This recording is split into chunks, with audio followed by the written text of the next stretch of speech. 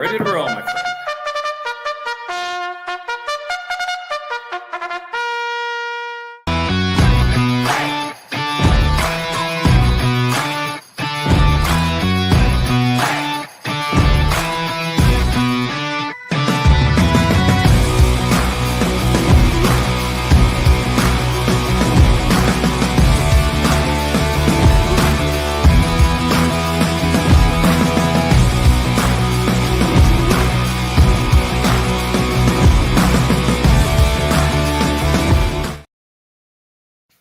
Good morning, and horse players, and welcome to the road to the NHC. I'm Scotty McKeever, and we're going to get to work and take another step closer to Las Vegas, Nevada, and the NHC. And today's focus, we're breaking down races 2 through 4 at Gulfstream Park, and 1, 2, and 3 at Aqueduct. Both tracks are fast. We're going to be just picking winners. This format's a little bit different. We're only 6 races, so you're trying to pick winners. And you prefer long shots if possible, but it's about finding the best value, the horses that give you the best bang for your buck. And Vegas isn't going to wait for us, so we've got to make this happen. You only have a short time left to get into the NHC, which is coming up in a couple of weeks from now. My partner, of course, as usual, is 2022 NHC champ David Harrison. David, we don't have a lot of time left. I know this, that I'm already feeling the energy and the nerves, and I'm trying to prepare for this. I can't wait. I'm looking forward to 2 weeks from today. Yeah, I mean, it's right around the corner. Yeah. And I don't know if you noticed, we got our consent forms from Michelle Ravencraft yesterday. Yeah. And, you're getting these email blasts coming out about the NHC. We've already got the track lineup for first chance, last chance. So it's right around the corner. I'm glad actually the tour is over because that was very stressful. So I'm really relaxed today. I can just, chip away here and pick some winners without any pressure. Like I said, tour's over. There's still a couple of weeks to qualify. So let's try to get a couple of more people in if you haven't qualified already, and looking forward to it. And we got a big day of racing today, a big weekend.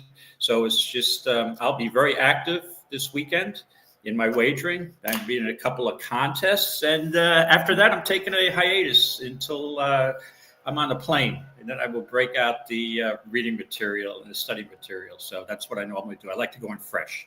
So this is the last gasp weekend for me until the NHC. So let's get it rolling today. Let's get it rolling. Of course, races 2, 3, and 4 at Gulfstream Park. For the feeder, it's only $18 to get in. You guys, make sure you have an account for it with the NTRA. It's only $50 a year. It's worth it, and then you can join us. We'll be doing this, of course, every Friday, most Fridays, anyways. And we're going to help you qualify for 2026, maybe even 2025. Who knows? I think you still have a shot. In fact, if they were to qualify today, would that be for 2026, David, or would they qualify for this year? No. You still, today, the contests are for 2025. Next week, the contests are for 2025, and that's it. I think the March 9th is probably the last horse players and horse tourneys contest. And then the last chance is the first chance, last chance on that Thursday, the 13th. So, you can still, right. So you can't, you're qualifying for 2025. So this is the last gasp. And just for people who haven't qualified, there is hope. Last year I qualified on February 9th, and I was getting disappointed and figuring I wouldn't get to the NHC, but there is still time and it can be done. And one of the advantages of playing the last 2 weeks is a lot of people have double qualified. You'll have less entrants probably, and tour points are over. So there's a lot of players who, like myself, were just in these contests for tour points. But so you may have a better chance the next week or two if you haven't qualified. Yeah. To answer your question, MK, me and David we were talking the other day about when to do it, but right now it's 50-50. I'm doing a lot of traveling. I'm traveling to California soon, and so, but there's a likelihood that we're going to do it. We're going to pull it off and try to do the show. So I would say most likely yes, but let me keep it at 50-50 so I don't make a promise I can't keep. But we're certainly going to try. We're certainly going to try. And big shout out to Sylvain and Hey, Warren. Sylvain. Hi, guys. And Hi, guys. Patrick and Oscar. Buenos dias, Oscar. And what's up, Jeff? And who else we got here? Of course, we got MK. And so, hey, listen, last night, the weekend stakes preview show with Oldie, we had a really great turnout. It was really a lot of fun, a lot of great information. There's huge races today, or tomorrow, excuse me, like everywhere. You got, Aqueduct's big races. Santa Anita has big races. Gulfstream Park, they've got that big tournament. Are you going to play in that tournament tomorrow? Yeah, I'm going to say at this point I'm 70-30, and just for full disclosure, I made my picks for the feeders for the NHC and the qualifier today, but I am playing that on horse tourneys for the UBC challenge seat. So I really put the pen down to the paper. I really did a lot of handicapping. I went through all the races because it's important to me to try to get this UBC seat and try to save like $5,000. But either way, I probably will be playing live at Gulfstream if I play. All right. So how about yourself? Are you? Yep. I'm going to play in it as well. Yep, I'm going to play in it as well. All Cash right. tournament. What's the entry fee in that? $6,000. $6K with a $5K bankroll. Bankroll. Yeah. Yeah. So here's a look at the new site we've been working on, and you can see this is race number 1. You're going to be able to scroll. You'll be able to see if races were taken off the turf. It won't do that. It'll just scroll without that white going in there like that. Again, this is the test site, but you can see like this race here for the 4-horse Mama Maria. This race was on synthetic and was taken off turf. That's new. Of course, what you want to watch the race replay of this, any of these races that we have approvals from tracks, you're gonna be able to do that. You can watch live. This is the streaming. This is live over at Gulfstream Park right now. You can see 65 minutes away from race number 1. You're going to be able to see results. See if I can get one of these to pop up. You can see it's just kind of like spinning. So, but again, this is what we call staging, and you're going to be able to see results from the race. And so that's really neat. You're also going to be able to see horses that have faced each other in the past. Also, you can have trainer stats here, David. You're going to have, we've uploaded 50 new trainer stats, so that apply to the horse in each race, and that'll be right here. You'll see that on this line here. Of course, the jockey trainer combination over here on the right. You're going to have sorting buttons. You're going to be able to sort by surfaces, by distance, and by track. And you're going to be able to see the analysis without having to do anything. You don't have to click on a tab, nothing. So that's all coming. We're going to have what it costs to breed to a sire. You're going to be able to have the meat stats for the jockey and the trainer. It's not updated yet, but you can see that's right here. And yeah, really, really good stuff coming up. I was hoping that these results wouldn't spin and I could show you what the results look like. It's really cool. You can look at the results for every single race, so you can get more information as well. So you're going to be able to click on the turf races and see what the rail was out at. You'll be able to do that. The time of the race is going to be here. We've got that. You'll be able to, of course, just click on these tabs and go straight to either the ticket generator or the race simulator. You would do that as well. So, all right, but that's a little bit of what's coming. Let's Jeff Lucara. I'm down for Lucara. I'm going to single that horse as well. But let's start with race number 1 here at Aqueduct. David, you ready? I am ready to roll. Let's get it. Let's get it going here. We've got the first race, a mile, 8 furlongs at Aqueduct on the main track. Maiden special weight for fillies and mares, New York State breds. And I did a lot of research on this race because I was intrigued what was going on. For a 6-horse field, I spent absolutely too much time on this race, but that may be a good thing. And I think the reason is I have a fascination with this horse, Lottie Margaret. Now, Lottie Margaret is not in this race, but she trounced a field of maiden special weights back on January 5th. And when I saw she won by 10 lengths, I went back and watched the replay this morning, Scotty, and she just aired. Okay.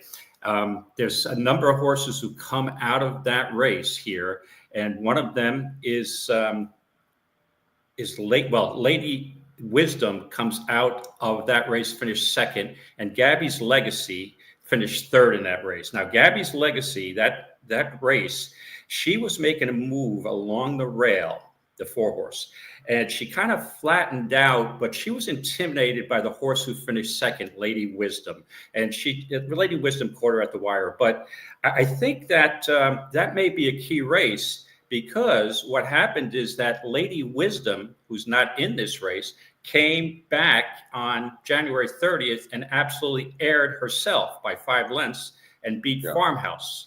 Okay, so then you go back when Lottie Margaret ran again on February 1st. She trounced the field again by 10 lengths or so, but basically she reproduced the same race back on February 1st. So I am going to assume that is a key race, and the horse who finished best out of that race is 4, Gabby's Legacy. So give me Gabby's Legacy all day long. I think that's your Scotty long shot. Yeah. And I think my backup ticket would be Farmhouse. I'm trying to beat Material Girl off the layoff. I mean, that New York Stallion Series Stakes, I don't think that there's anything special in there. And I think the 4's got a chance to upset the prohibitive Chad Brown favorite. How'd you see when I look at this horse, David, I see a horse that's look, it was wide the entire trip in this race here, going 7/8, and ran a good race against a 48 group, and then went up in GSR like today, and then didn't run as good. The SOR is a 50, so the first thing I want to see is this a true 58 SOR field? Because based on the current SOR, it's saying that the field is tougher. So I think that's important to look at. And sometimes the number can get inflated with maybe horses like this, because it raced in this New York Stallion Series and got second place. And so for that reason, this horse could be inflated. I mean, this horse has never even won a race before. Well, it's a maiden race, but I mean, race in this race against probably many winners in that race as well. So, but that was a nice performance from the 10 hole. Had the 11 hole before that, didn't break very well. I mean, impeded foes, shielding. This horse has had nothing but issues. I mean, I think the 6 is going to be super tough, don't you? Oh yeah. But I'm looking to beat the 6. I don't want even money. And the horse, she did run in a stakes, right? Granted, she finished second. She had, but that was it looks like that was a contentious pace that day. And don't get me wrong, it was a good performance. But Chad Brown is off to a real rocky meet here at the Big A. He's at this point he's 8%, 3 for 32. So anytime I see a Chad Brown prohibitive favorite, I think there's no value there based on the way the barn's going. And I think, and again, there's horses here who are live. I think the 1's live, second time out after finishing second in her first start. And Pretty Magical, the 5, who came out of that Lottie Margaret race with Lady Wisdom and Gabby's Legacy. She could step up here with blinkers on. The one horse I'm going to avoid besides Material Girl is Wolf of Mama. 5 starts, 4 seconds. This horse is second 4 times in a row, has burnt money, and just doesn't look like it has the winning profile, even though it's got the top GSR. Usually horses like this are going to take a long time to break their maidens. It seems to me like the Willful Mama needs the lead for her best, and Farmhouse is pretty fast, and so. This horse is going to need to clear, and she might well do that. This is on paper, it's a rough race. You got Mike Maker. I mean, he's always tough, but this horse has got 4 straight second place finishes, and 2 of them as the big favorite, 41% and 40%. And here's the thing too. So if you have maybe a vulnerable favorite like this, and if the 6 horse for whatever reason is also vulnerable, I mean, coming off a little bit of a layoff, seems to be training nicely. But if this horse isn't ready, then the win percentages for these other horses don't even matter. Right? Yep. And So, but Farmhouse most likely is going to be doing on the inside as well. I'm not, even though this horse is getting fed, I don't know that I see that. I hate to do it, but I just feel like the 6 horse in that post position, it just seems to me like the 6 horse is going to get a really good trip for the first time. It's had really wide posts in the last couple of races, so I'm gonna go with the 6 horse. Okay, Scotty's going with the chalk, and I'm going with the 4 Gabby's Legacy. And by the way, Patrick, you do have a good point. St. Addie's a contender in this race too. I mean, her first start at 7 furlongs, it was a pretty evenly run 4th. She's got a couple of good workouts. I like the workout pattern, especially January 19th. Out of the gate, 47-3. So yeah, this is. It's a little more contentious than it looks when you see on paper, Material Girl at even money.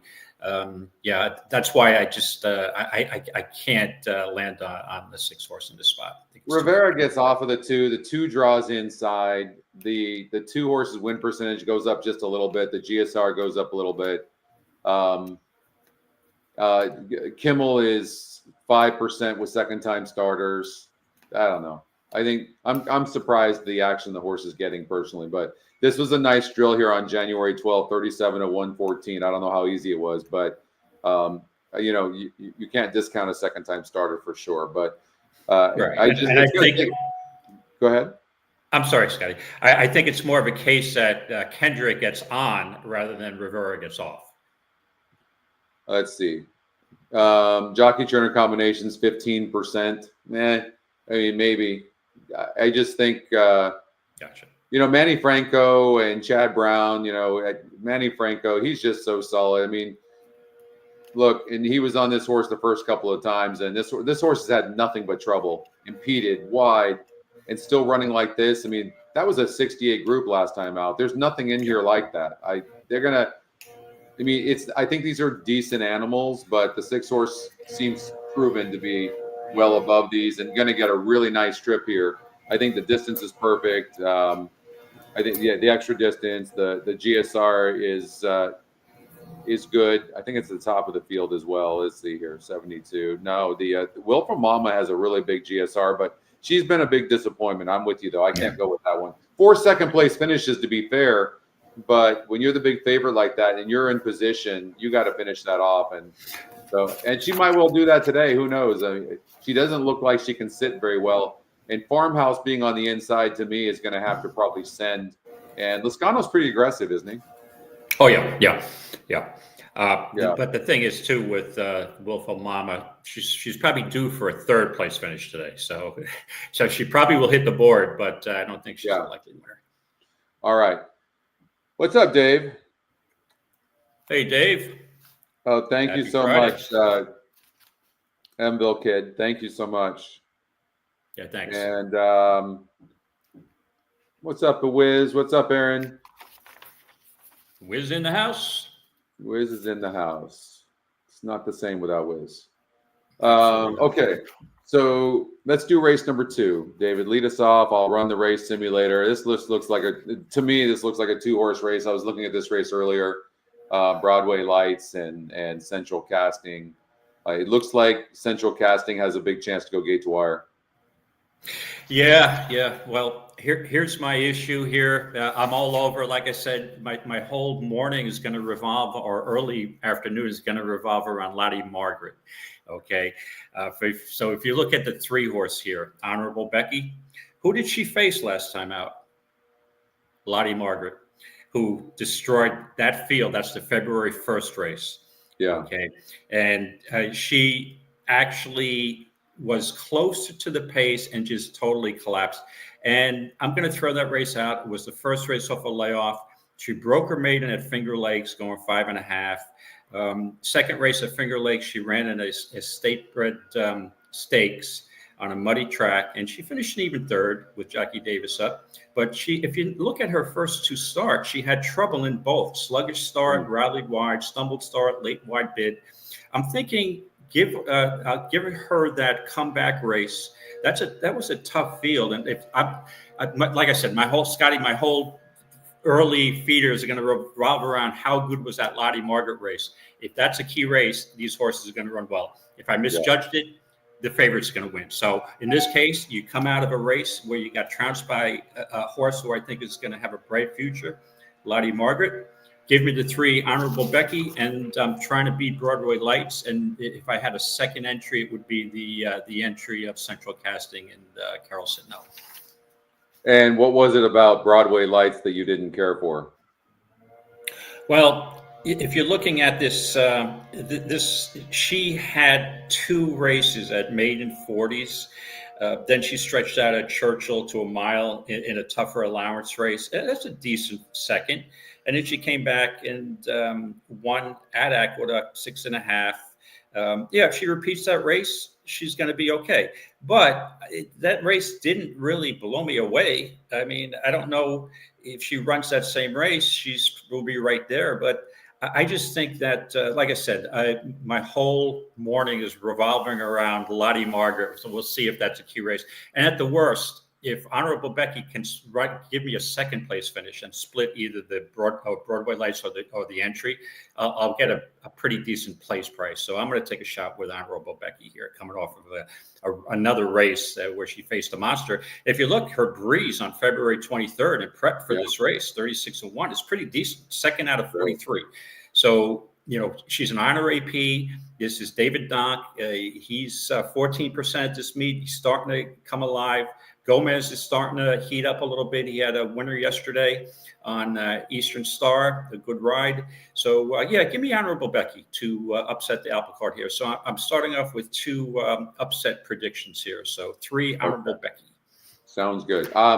It's hard for me to get away from this 5 horse, to be honest with you. Again, now you got Brad Cox and Manny Franco. And the reason is, that field was a little bit tougher than what's lined up in here last time out. It was 39% and drew outside. If you look prior to that, this horse was drawing inside. And this race where the horse got second had all sorts of trouble in that race over at Churchill Downs. And that could be, sometimes horses they swim on that sand track. So already proven at this same distance, draws an outside post here, going to sit a perfect trip. I don't think you're beating the 5 horse. So I'm going to go with the 5. Okay, Scotty continues with getting a little chalky here this morning, but they do look logical. I will admit, and I looked at it originally. I'm like, how are you going to beat these? And then when you start looking at it, it's like, okay, well, I like that Lottie Margaret race, because when I saw that filly run the second time out live, I'm like, this horse, she's going to be a stakes, New York State stakes bred winner. Yeah, first of all, it depends on the lens you're looking at. Before the show, you and I were talking about how I'm trying to find long shots. And so maybe I'm reverting back to my norm, because I normally lean towards, favorites. But and I look at this horse and I see the drill. I see this race, the races here over at Finger Lakes. But that also is the reason why it's kind of throwing me off a little bit. I don't know that I love the races at Finger Lakes. And it was a short layoff. It wasn't a long layoff, and the horse just spit the bit in that last race, and all of a sudden ends up in a 50,000 claimer. Maybe that was the price all along, or the plan all along, excuse me. And that was, let's just give this horse a race. But do you really you give this horse a race and an optional claiming 80, and all of a sudden the horse loses by 24, and now the horse is in for 50? I don't know. And then David Donk is not good with second-time starters, and with second time with horses, 8% second race back, and 0 for 10 with layoff horses. So I'm rooting for you, that. But for me, in my handicapping, I look at this horse and I just don't see it. Okay. But, all right. Gotcha. Let's go to race number 3 at Aqueduct. All right. Now I get a little chalky. So that's why, And again, part of the strategy in these feeders is just pick the winner. So you may be taking the right approach here, and I might be getting too aggressive, but that's usually my style. I'll only play favorites if I think they look just impossible to beat. Okay, this race, we're going a mile, maiden 30 for 3-year-olds and up. Another maiden field. And this looked to me, Scotty, well, we know one thing: the 4 should be on the lead all of a suddenly. Yeah. The issue is, though, this horse has been on the lead and tired, going 6. tired going 7. I think you can throw those first 2 turf starts out. That's really not the surface this horse. Maybe in the future, looking for maybe he's stretching out a little bit rather than 6 furlongs on turf. Probably not this horse's game. And if you look at the last race, maiden 30, as the favorite, actually favored in the last 2 races, stretched out, had the lead, and tired again. There's too much quit going on here for me. The horse is at the same level, so this horse I'm going to toss. The horse that I think Magic Beach for Linda Rice with Kendrick up as a contender. This is a very weak field. The only other horse I came up with who I ultimately landed on is the Scotty top pick, is Break the Fall. I mean, this horse has only had 2 starts at maiden 30 level and had the 2 at maiden special weight. The career debut race was not that bad. He made up ground to finish 3rd, and then when stretched out, really didn't fire at all. But then a long layoff, something may have gone wrong in that race, came back at the proper level, failed as the favorite, but stumbled at the start. Last race, I admit, was a disaster. But if you look at the post, that 10 post, a 12-horse field going 6 furlongs at Aqueduct, that post is just impossible. And Manny Franco was on board in that race. We get Rivera today. This is a cheap purse of only $36,000. So not concerned about the jockey change. So give me Break the Fall, 3rd time off the layout, stretching out to a mile. Good enough for me in a weak field. All right. So faced a 2nd off the layoff, stumbled to start 44 here, broke from the 5, got 4th, and then last time out broke from the 10 hole, which is not easy, and broke 8th. Once that happened, the horse was done. Now drops a little bit more. Win percentage drops a little bit. You'll see that sometimes. You can find some prices for. It seems like the algorithm, the win percentage algorithm, does not like horses that where the jockey's just letting off but loses by 21 lengths. So I think more importantly, when you see something like this, I think the horse is live. It's the top pick. You have to look and see, if the favorite is vulnerable. And when we both agree that this 4 horses, I wouldn't use this 4 horse for nothing. I considered the 7 horse, and I was looking at the 7, and it's just like I didn't like this right here. 42% to win was in right here, and then didn't. And now draws outside. The last 3 races has had big win percentages, draws outside, and doesn't really have a ton of speed. So I wasn't liking the 7 horse, although the 7 should get a good trip. I will say that. Yeah. Wait. Who has a mortal lock? Either Stopwatch, Blue Hand Timer, David, or Scott have a mortal lock today. So one of us has a mortal lock. Yeah, I think I did have a mortal. I think at Gulfstream Park, I think I did have a horse I like a lot. 7 is adding blinkers. Thanks for that, Patrick. Let's see here. Yeah, blinkers are on the 7. And that's a good post draw. Maybe we'll show more speed. It drew the rail here, David, and went wide, no doubt about it. Stumbled here. Here it ran a decent race, but it was 42% to win, and it's supposed to win. The GSR went up 15 points. Like, look at if you don't win this race, where are you supposed to win? Drops from a 50 SOR to a 44 here. 2nd off the layoff, goes from 12% to 42%, and then goes from a 52 GSR to a 67 and still loses. They're going, we got to try anything. Let's throw blinkers on this horse. I don't think it's going to help. I'm going to pass on the 7 horse. I definitely don't like the 4. The 3 horse I'm going to consider. The 2 horse is 20 to 1 in the EE morning line, but it's here. Look, it doesn't matter where you put this horse. It just doesn't really run. I think, yeah, it's not the type of horse I would want to play. So I'll pass on the 2. Big Ego. GSR stays the same. Stumbled a bit here, but didn't run at all. Here shows speed and just stops. This horse just loses ground every time. It had a perfect trip last time out. Not a fan of that one. This one is I don't know what this one's story is. I honestly don't know why the entry is 5-2 on the morning line. I'm going with you, David. I'm going with the 3. Yeah, like I said, this is a very, very weak field, and it's yeah, there's not much in here. So Yeah. All right, let's get out to Gulfstream Park. Race number 1's coming up in 42 minutes, so we've got plenty of time because it's race number 2, actually. Aqueduct 2 is where we start. So, yeah, so we have plenty of time. I did handicap race number 1, so we'll look at race number 1. I think I've got a couple of long shots in there, David. So we'll go over that. But let's start with race number 2 here at Gulfstream Park. Why don't you lead us off? All right, thanks, buddy. I looked at this race originally, and I was just I had no clue. This is an impossible race. I had no idea where to go. I after looking at it for about a half hour, I still am kind of stumped. So I am going to. So let me just describe. We've got a mile race on the turf, maiden special weight. For fillies and mares 4 and up. And there's a couple of first-time stars in here who have decent breeding for turf.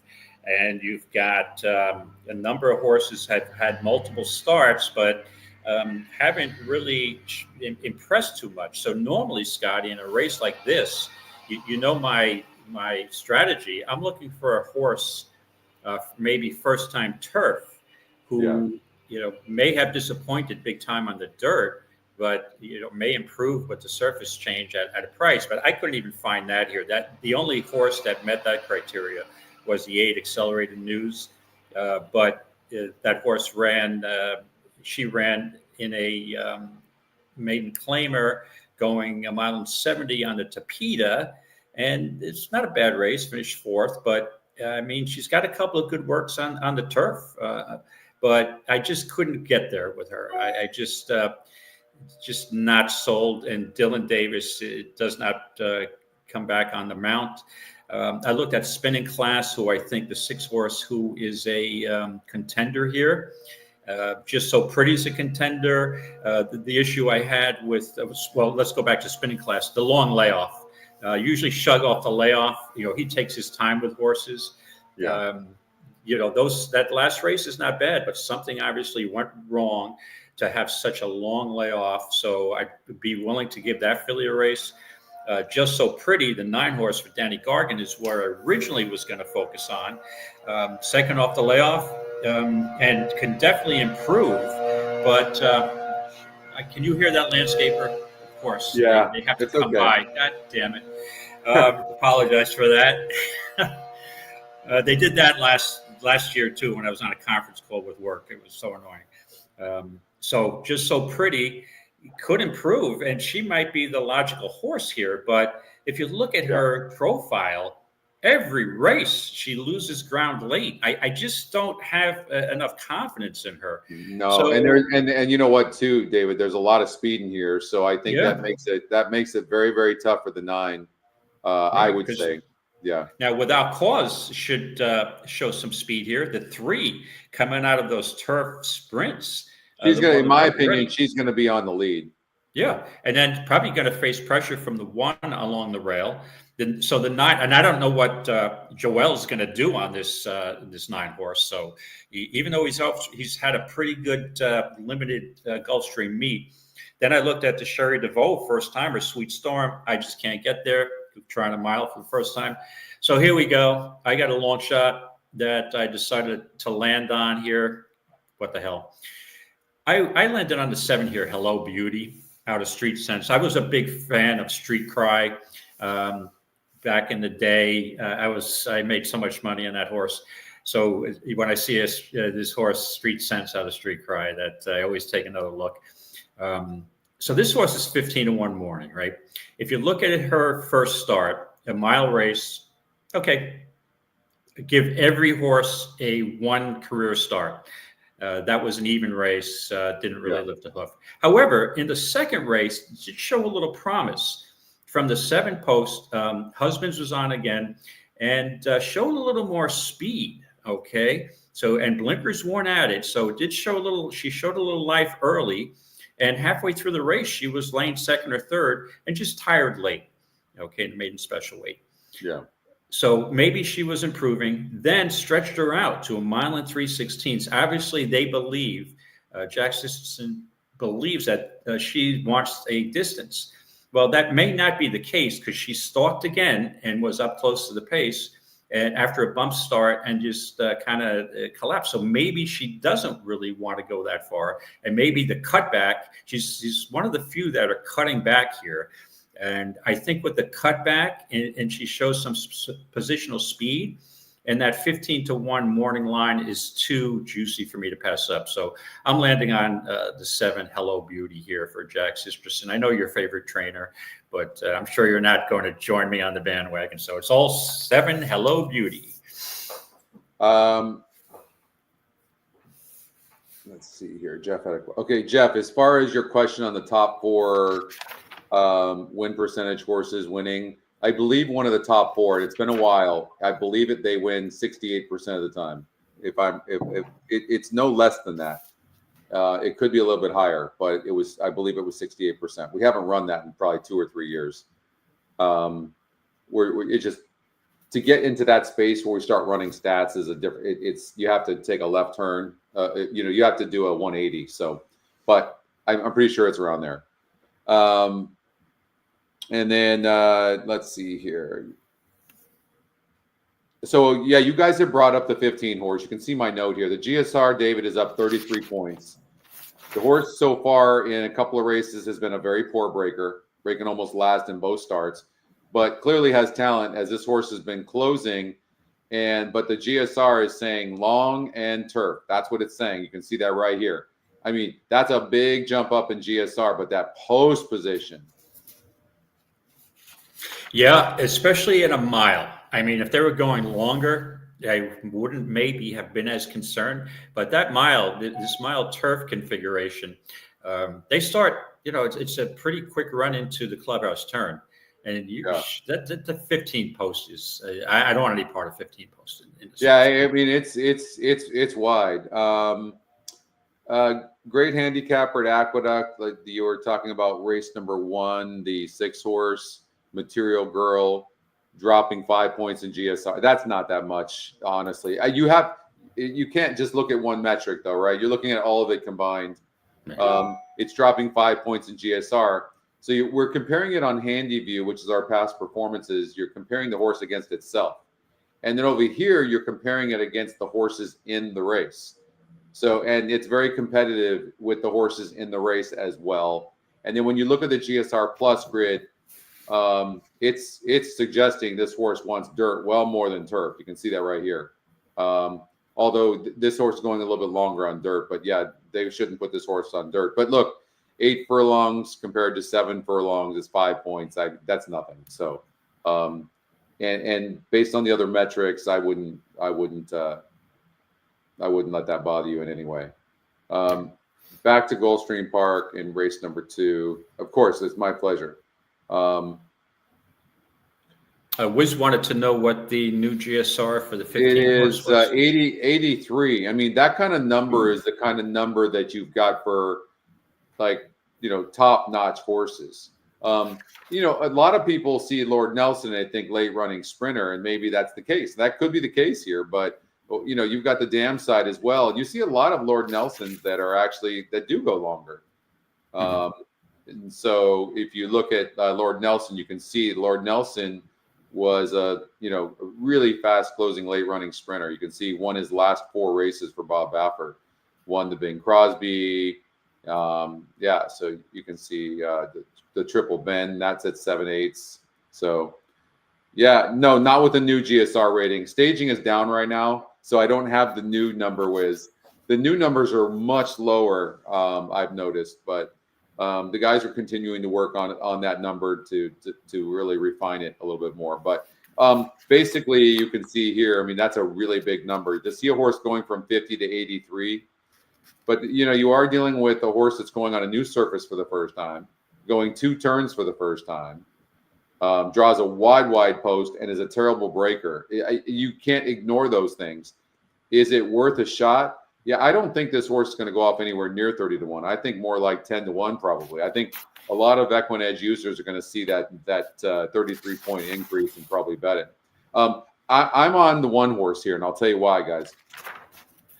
First of all, this horse is coming in from running on the turf at Fairgrounds, okay, in 2 races. I don't know if you guys realize this, but the turf course, the stretch is 1,346 feet. It's the longest turf stretch in North America, compared to Gulfstream Park, 990 feet.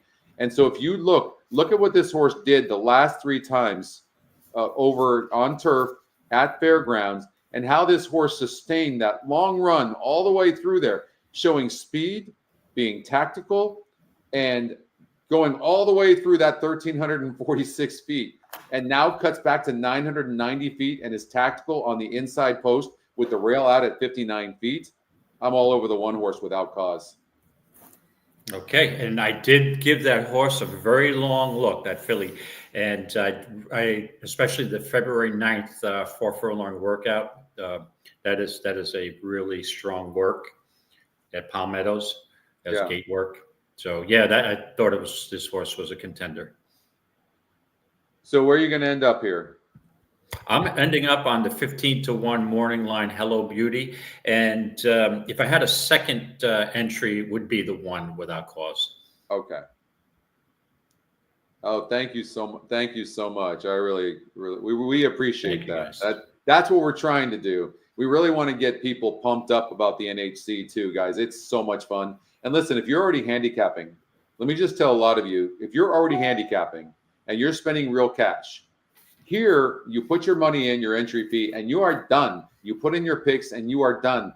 You're just, you don't have all these ups and downs, and you get to sit back and you get to see how you do and then just enjoy it. There is something to that.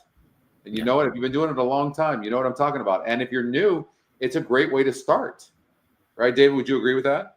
Absolutely. For beginners, the win place format, $2 win place format is a perfect start to your handicapping, I guess, career or the beginning.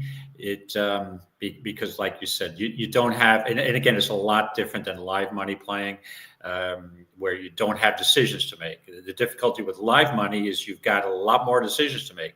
Do you play win, play, show, exacta, trifecta, double? So sometimes for new players especially, it can be rather intimidating. It took me a number of years to learn, but I was playing live money format well before I started playing this mythical. But it was a lot more challenging, the live money. Yeah.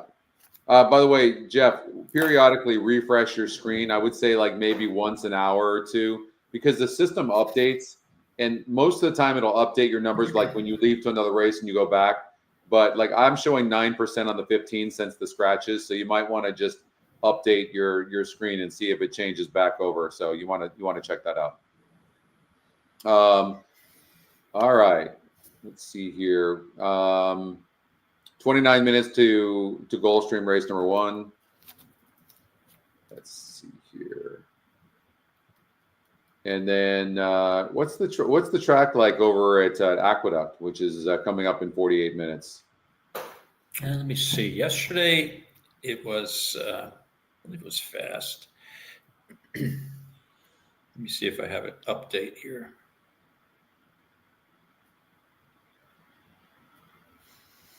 Okay, sorry about that. A little slow. No, you're fine. I'm actually looking. I'm going to start putting. I'm going to enter the feeder with it one. It says entry. Fast. Yeah, it looks like fast track today.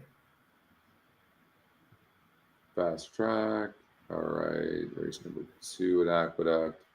I had Broadway Lights. You had Honorable Lady. In race number 3 at Aqueduct, we both had the 3 horse. Break the Fall. Mm-hmm. Yeah. Yeah. And in Gulfstream Park 2, I'm doing Without Cause with Dylan Davis and Mark Cassie. And you are doing Hello Beauty. Mm-hmm. And now we need to go to race number 3 at Gulfstream Park. Let's do that. Okay. Race number 3 at Gulfstream. We've got a 7 furlong race on the dirt, maiden 12.5 for fillies and mares 4 and up. It looks like we have Ladies' Day this morning, huh? A bunch of filly and mare races. Yeah. Okay. I won't take too much time with this race. It's I don't a need to 6-horse field. You may think, and I'm going to predict that hold on a second. We're in the right race here. Just bear with me a second. My notes seem to be off. Yeah, I mean, there's a lot of there's horses in here who have a number of starts. It's at the 12.5 level, you got horses, these fillies with 10 starts. You've got actually one with 0 for 24. That's the 2. The horse that made sense to me, I know Shiloh is going to be bad, but the horse that made the most sense to me is the 4 Royal Ribbon, the second Scotty pick, coming off of synthetic races. But if you go back to March 1st, 2024, her only start on the dirt, it ran an even 5th, 4 lengths off the winner. I'm sorry, and a maiden special weight. Then had to lay off and shipped up to Woodbine, and she was exclusively synthetic and at a higher level.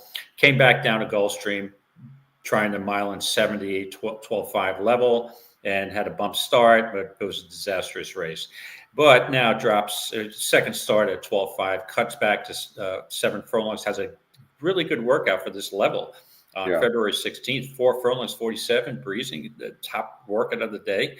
I mean, maybe she wants dirt. So there's no world beaters in here, and it's very weak. So I'm going to just take a shot with the 4 Royal Ribbon, 5-2 morning line. I kept looking at this, and I see the race simulator wins the race with the 4. And I'm looking at the horse. I see its record. I see its races. What are you seeing? I don't see it. But the system is saying the 4 is a major contender in the race. The connections are terrible as far as winning. Like, what's one thing you can grab onto that shows that this horse can beat the 1? Oh, I think the 1 is, first of all, the 1 is 0 for 15 and has been at this level how many times? It looks like 11 starts at this level and just cannot get the job done. If you look at the last 3 races, right, shut off and taken up from the inside post, then went 9 wide with 9 other horses in the race, and then last time out was bumped at the start and then went 5 wide, still got second, breaking last. Now comes off a layoff. There's only 5 horses in this race. Like it's now, or it's shut up time now. Like, right. But she never closes the deal. So yeah, I mean, I'm just saying she has had legitimate issues, but that's fair. But she has had some legitimate issues, at least in the last 3 races, and so, but yeah, But what's the 4 done exactly? That's what I don't see. No, the 4 hasn't done anything. But it's the 1 dirt start that she had on March 1st at Laurel, I think would beat Shiloh. I mean, it's not a bad rate. That's a maiden special weight. Shiloh's never been anywhere near that company. Maiden 40 in 2023. The other horse I would go to is over the 1 would be the 3, Kathleen O'Connell's horse. So she hasn't been. I saw that too. 3-1 on the E morning line. She's a fantastic trainer. She trains my horse Sarkis, who's running today in race number 7 at Gulfstream Park. And but I saw 3-1 on the morning line. I'm like, man, what has this horse done? But 3-1 on the E morning line. And here's the other thing with the 4 horse. We don't see things that this thing sees. That's why we have to handicap the metrics.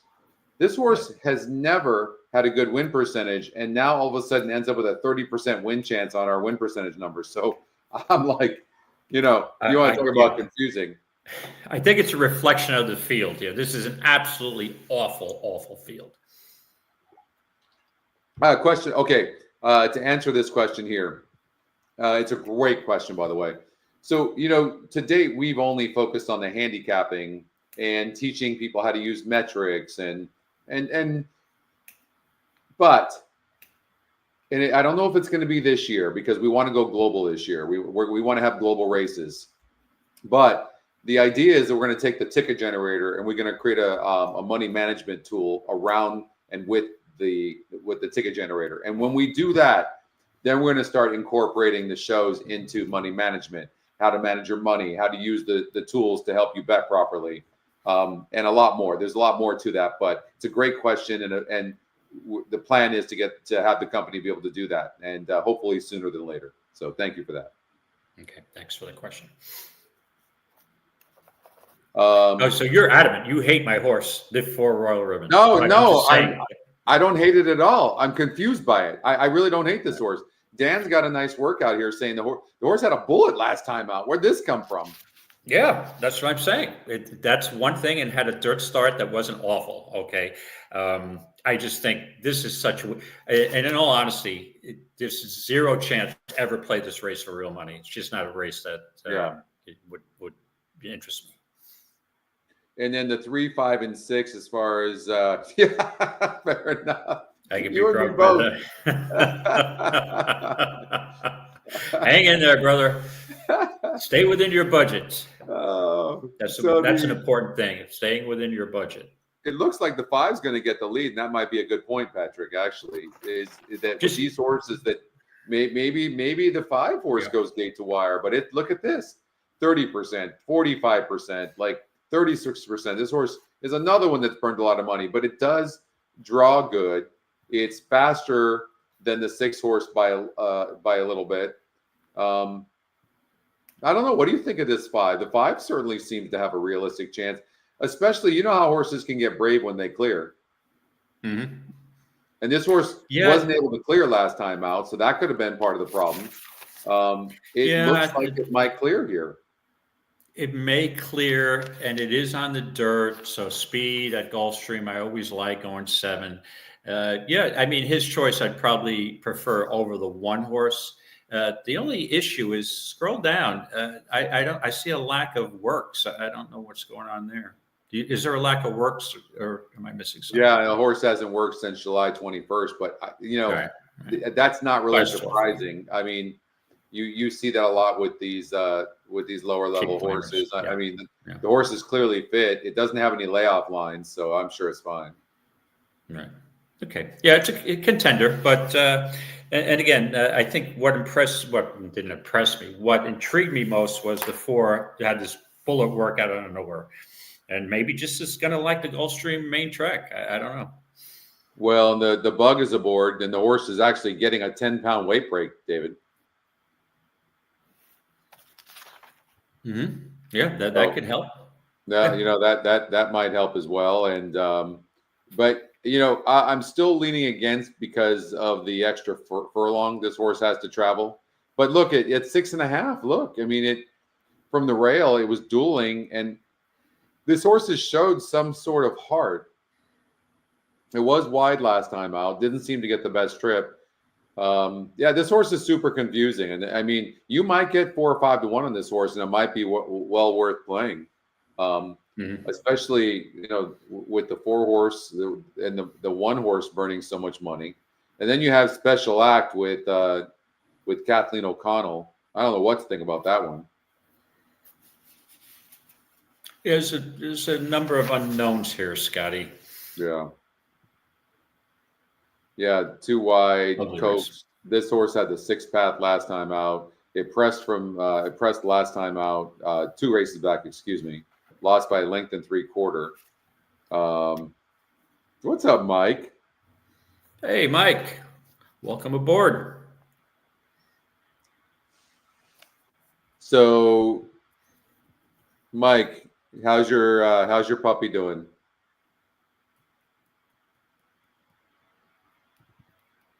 Mike posted on Twitter that I think I did see that. Yes.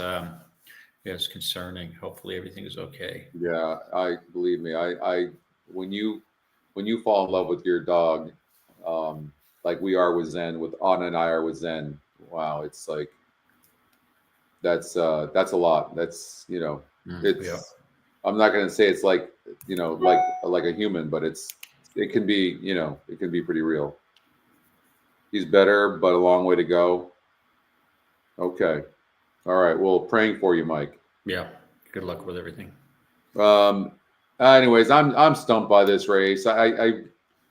Is this a race where I'm getting a little chalky here. I really do think the one's the best horse in the race, David. But you're right. I mean, it's burned a lot of money as well. I'm sticking with the one. I'm gonna, so far about 2 or 3 times in the last 2 weeks, I've made changes to horses I liked, and all of them have won. So I'm not going to go. And they burned your ass, literally. So might as well stick with it. And they always say, and again, don't change your first conclusion. That's always screws you up. But then you end up kicking yourself. All right, one more race for the feeder, and so let's get out to that. Tampa Bay race number 1's coming up. We're not covering Tampa Bay, but Tampa Bay race number 1 is coming up. We'll try to fit some horses in here if we can. Gulfstream Park race number 1's coming up. I did handicap Gulfstream Park race number 1. What we can do, because we have some time, is we can maybe handicap the pick 5 or something like that for race number 1, David. And then, I have. Let's see, it's 12:30. I've got because I want to get down to Gulfstream Park to see Sarkis run, and that race goes off at about 4. So I want to make sure that I leave around 2:45, probably. Just fine. Yeah. That works well for me. Perfect. Okay. Yeah, we'll buzz through and I handicapped all of the races. I put my picks in for the horse tourneys, UBC qualifier, so we can buzz through them. Okay. I'm well prepared today. Okay, good. I don't know if it's going to come to fruition with success, but at least I'm well prepared, and that's the key for me. If I'm not well prepared, it usually is not a good result. You're gonna kill it today. I have no doubt. Okay, let's go. We've got race number 4. This is the last of the feeders, and then we'll start getting to the qualifiers next, and pump through those. A lot of those races we already handicapped for the weekend stakes preview show with Oldie. So that'll be that's great for me, because I'm going to be more prepared than I usually am. So, but why don't you start us off here in the last leg of the feeder? Sure. 4th race at Gulfstream. We've got a 7 furlong maiden 12.5 claimer for 4-year-olds and up. And to me, this, again, you've got a lot of horses here who've had a number of starts. Oh, hold on a second. Got the wrong race. I apologize. I'm looking at the same race again. That race, I can't get that race out of my head. 4th race, correction, Gulfstream Park, 5.5 furlongs on it to PETA, claiming 8,000, non-winners at 3 lifetime. Fillies and mares. It's ladies' day so far. And Scotty, I know the system came up with the 4 Smart Jenny, who I think is a contender, but I don't know. There's something about her. I mean, she did win back on September 22nd at 5.5, same distance today, which, if she reproduces that race, she probably could win this race today. And then she did beat the 6 Spirit of Victory in that race. But since that race, she just doesn't seem to have be able to put it together again. Don't get me wrong, she's a contender, but I kind of faded her.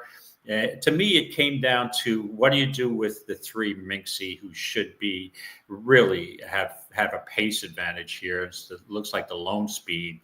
But 6 to 5, anytime I see a 6 to 5 on a horse is 2 for 14. I mean, it's a major drop down to 8, the lowest level she's ever run in her life. I mean, the workout on February 1st at Palm Meadows, 36-1 breezing. She seems to breeze pretty decently, but is it a suspicious drop down? Now, she did race on the main track last time and just was a disaster. She just totally stopped. But you and I both know that race, part of being able to get, prices, you're not thinking you're going to get a price on this horse. But first of all, the horse never got the lead against the 60 SOR group. Mm-hmm. And the jockey never tried after that. Throw that out. Like, this horse needs the lead, no doubt about it. It's going to get it here. Plus, now you're cutting back to a 5.5 on the synthetic, which is all speed, and you're the lone speed in the race. And if you look at what this horse did, even 2 back against a 58 group at 28%, same GSR, the horse didn't even get the lead and got 3rd by a length and a quarter. I can't look at that last race and think this horse has, nothing left in it. This horse is going to be very, very tough gate to wire. Yeah, obviously a logical horse. I am not going to tell you that if I am playing horizontals that I would be so foolish as to leave this horse out. Lone speed, drop down. I am concerned about the drop. Is the horse that did something happen where they're like, all right, giving up on this horse, and we don't care. Let's get it claimed. I do have that suspicion. So I did go, and don't get me wrong, I have 2 tickets. The 3 will be solidly on one of them, but I'm forced to go with another horse here, only because of loyalty. And I'm a loyal guy normally, but I shouldn't be loyal with horses because what are they? They're not loyal back to me in a lot of cases. With that being said, Spirit of Victory, 2 back on January 10th. We were doing a show, and I said, I think it looks like a contentious pace at 5.5 furlongs. And I've been burnt so many times before in these 5.5, wire to wire. But at this camp, I'm going for it one more time. This race looks so contentious on paper, tons of speed. And what happened? Spirit of Victory scored, didn't just win, but he just blew past the field. Speed to develop, won by 5 at 18-1. Boom. And so the next start, usually these horses don't run 2 in a row, and didn't get got a similar speed duel, but it just broke in air and just bumped at the start. And with these 5 furlong races, 5.5, once you get off to a bad start, it's over. You're not re-rallying, and when you get off to a bad start, you got to especially 5 furlongs. Yeah. So now this is 5.5, and look what happened. Ruiz goes off now to Minxie, but who jumps on board? Tyler Gaffalione. If you ask me, Dave, it comes down to the last race at the NHC final table, and this may be the race, and you've got Tyler Gaffalione or Ruiz. Who do you want? And I'll take Tyler Gaffalione, especially on a longer price. I think the horse can rebound. I know it looks like lone speed, but there's I think with Gaffalione, he probably realizes might be a little closer to the pace, hopefully with a clean start, and may be able to run down to 3. I'm not sure, but I think it's worth the risk reward at morning line of 5-1. So give me Spirit of Victory over Minxie, and that will be my exact bet. 3-6. The way I'm playing this particular feeder, there's no room for error. Pretty much every horse has to win. And that's not a good thing. Right. And I tend to do that in these feeders a little bit. And that's usually the right strategy. The NHC, of course, I would never do that. But in here, and the thing was, I really truly believe as great as and maybe they like and maybe they like Ruiz, but they know that this horse broke bad last time out. Ruiz was aboard for the win, 2 back. I don't think you just throw this off, but I think Ruiz had the choice here, and he chose to ride Minxie.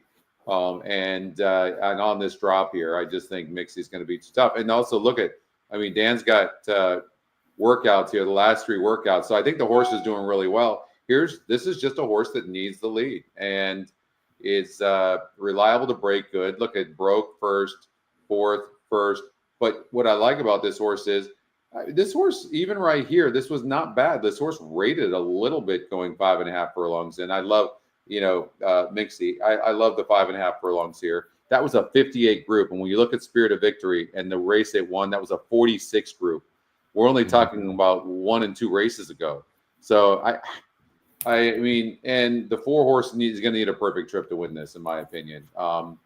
It can rate though. I think the 4's live, and jockey trainer combination. You got a low winning percentage trainer at 2%. So to me, that's a bit risky. And then the jockey trainer combination of Miguel Vasquez and Clifton Christie is 0 for 14.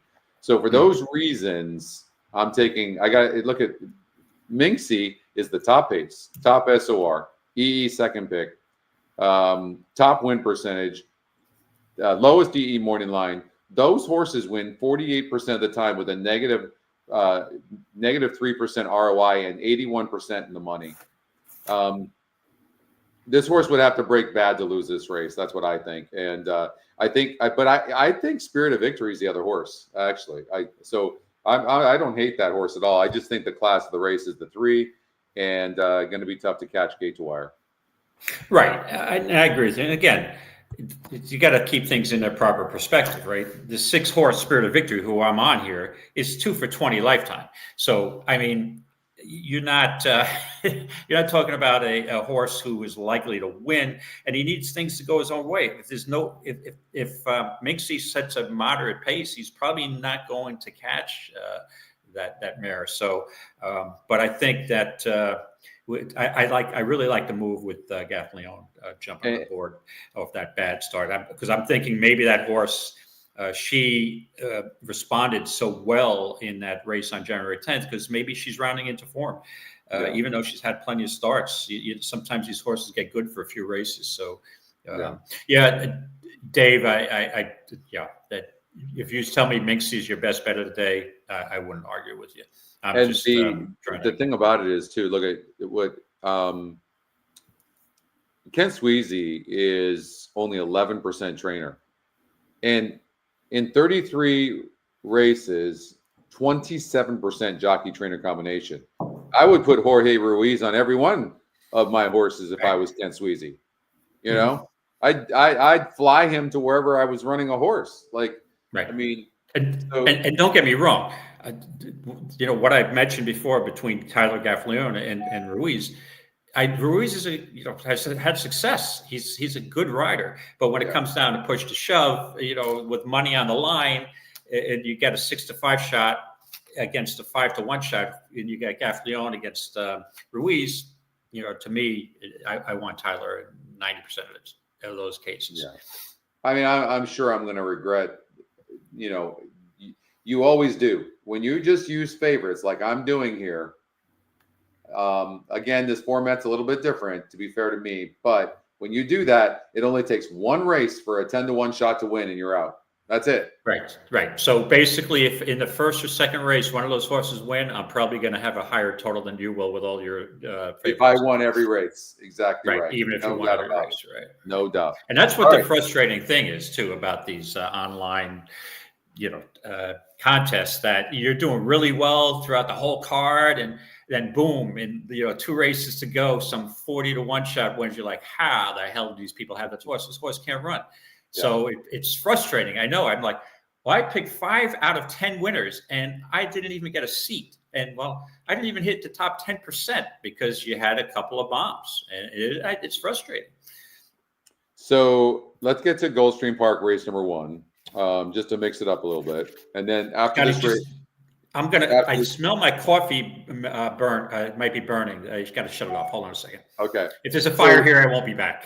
Oh yeah, I understand. So this is a tough one because if you look at 2 of the last 4 races for this horse, I mean, it's just dominant, especially at this level.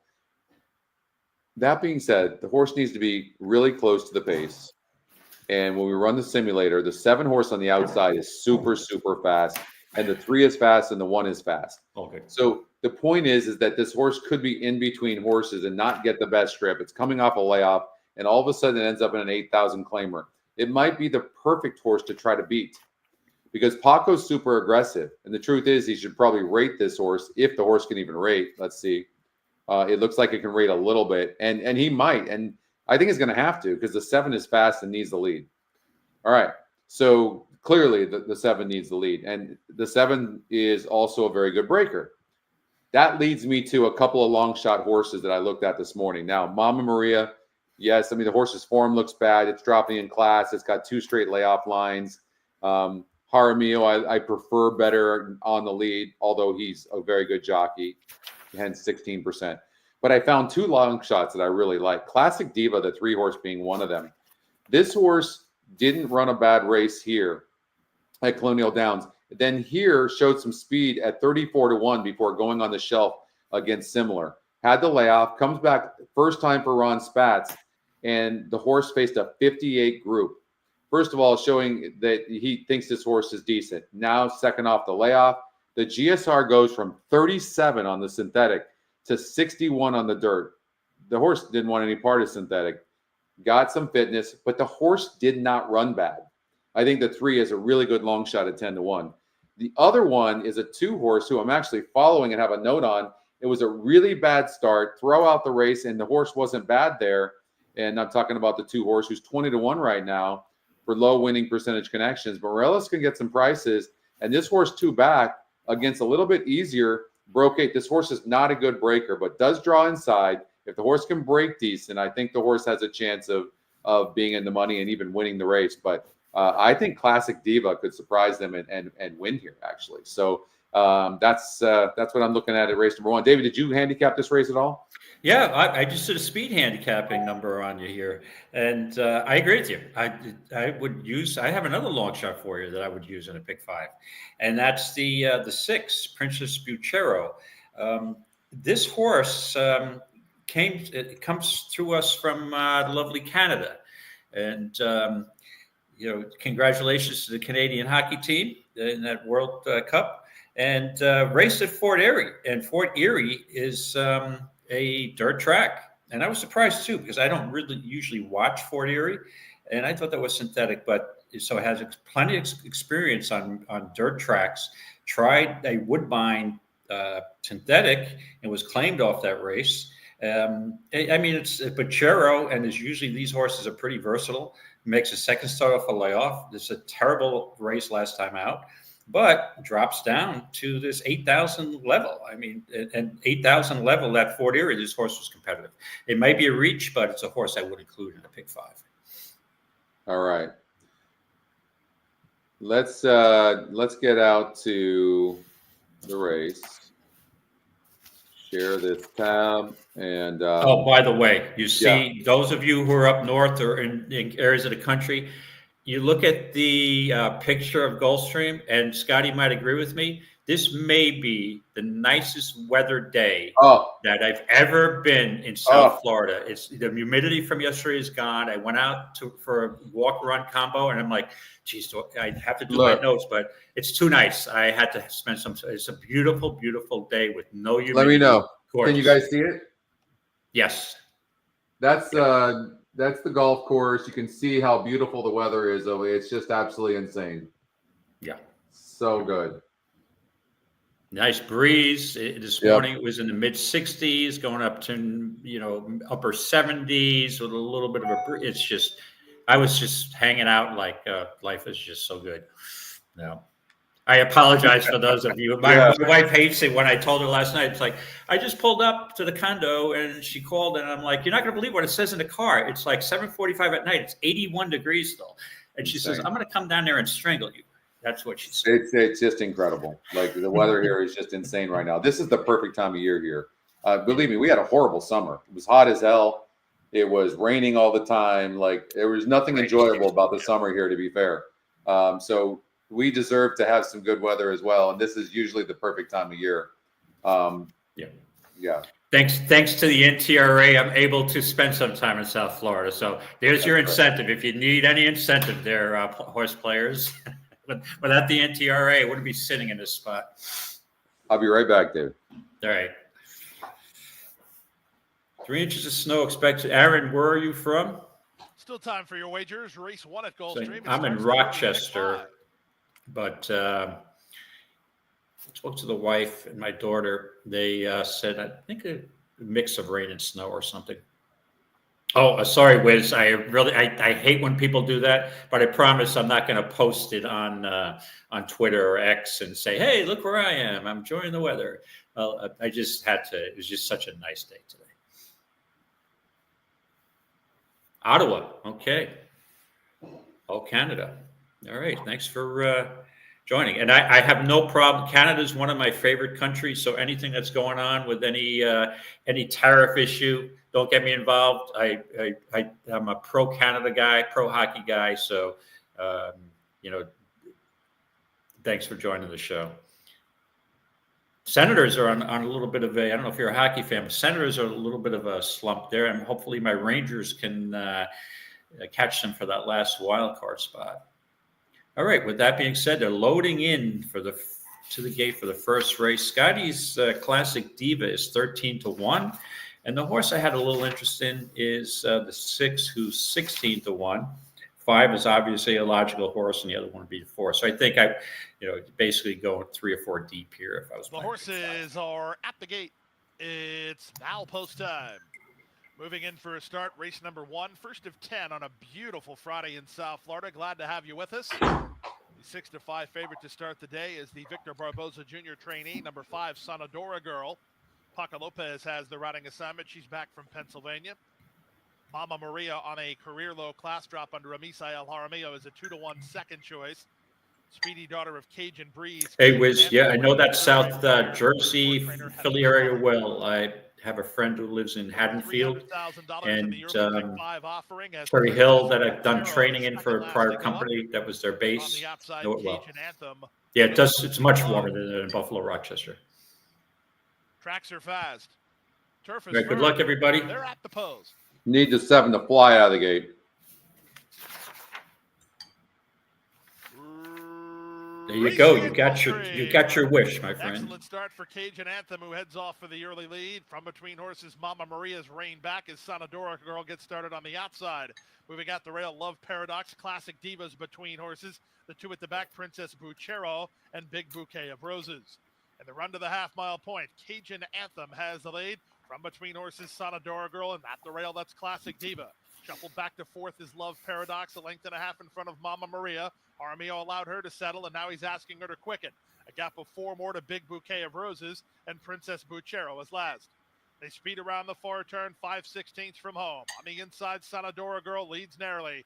Cajun Anthem is up alongside in second, 2 back to Classic Diva, now third. Driven 4th and not gaining much ground yet. Mama Maria trying to run home from the back. Come on, 3. Go through on that rail. They're on their way home. They went the half in 46 seconds flat. They turn in. Sonadora Girl has the lead, an eighth of a mile out. How about this, 2? 2.5 in front. Come on, 2. Horses, Mama Maria trying to close into second. On her outside, Big Bouquet of Roses up the Yeah, rail. 2 25 Who's going to get second? At the wire, and it's Sonadora Girl. 5 was just too good. Down. I didn't play an exacta with the 5. Second, Mama Maria third. I think it's Cajun Anthem 4th over Classic Diva. Yeah, listen, your long shots ran better than mine. Mine didn't even fire. So the 40 area shipper did not show anything. All right. Well, I like that I'm seeing some long shots. Malkin, part of this is watching video as well, or when you're watching races to put notes, David. Yep. No, absolutely, very important. Yeah. Yeah, I come from the school back in the day, back in the 80s when you didn't have this advantage of everything, all the races being online. You'd go to Belmont or Aqueduct, and you'd be looking at treble line, and you go into a little booth and pull out a tape and plug it in and sit there on a chair and watch the replay. And it's so invaluable with the naked eye, especially after you're an experienced horse player. You can pick up things that the racing form clockers don't pick up, or they might have the trouble line may be overblown, or there may not be any trouble line. You're like, oh, this horse had this jock had a ton of horse.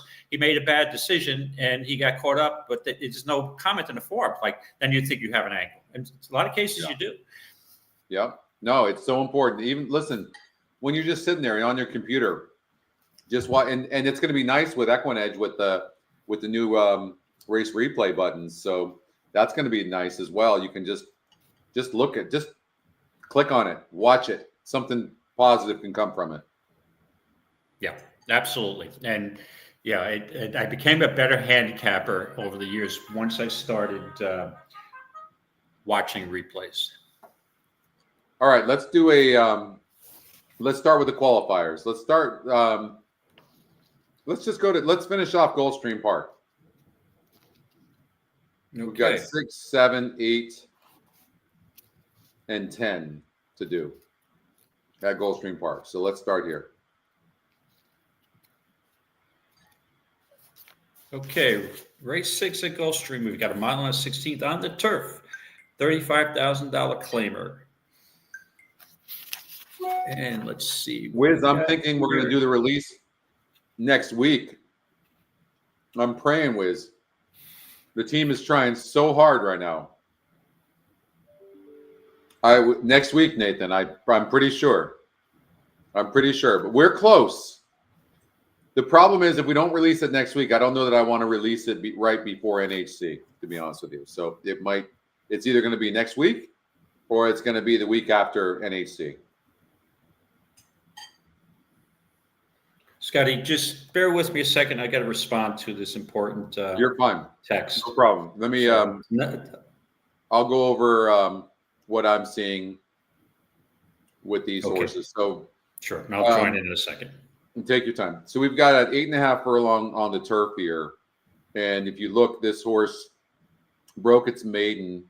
She broke her maiden against a 44 group and did it handily. But that was on the synthetic.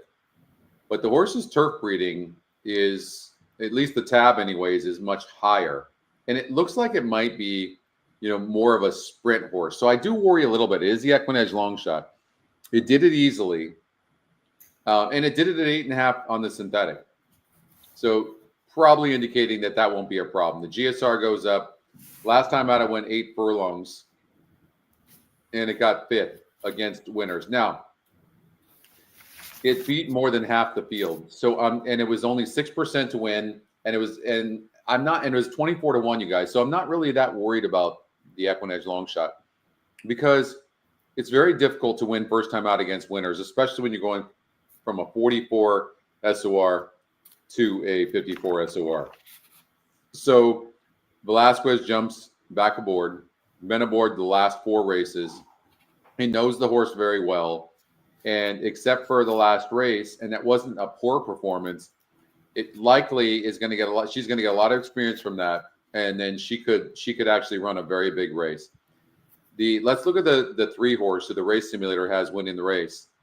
You look at the tab and it says it's a 50. So this horse is really, it doesn't have a class edge.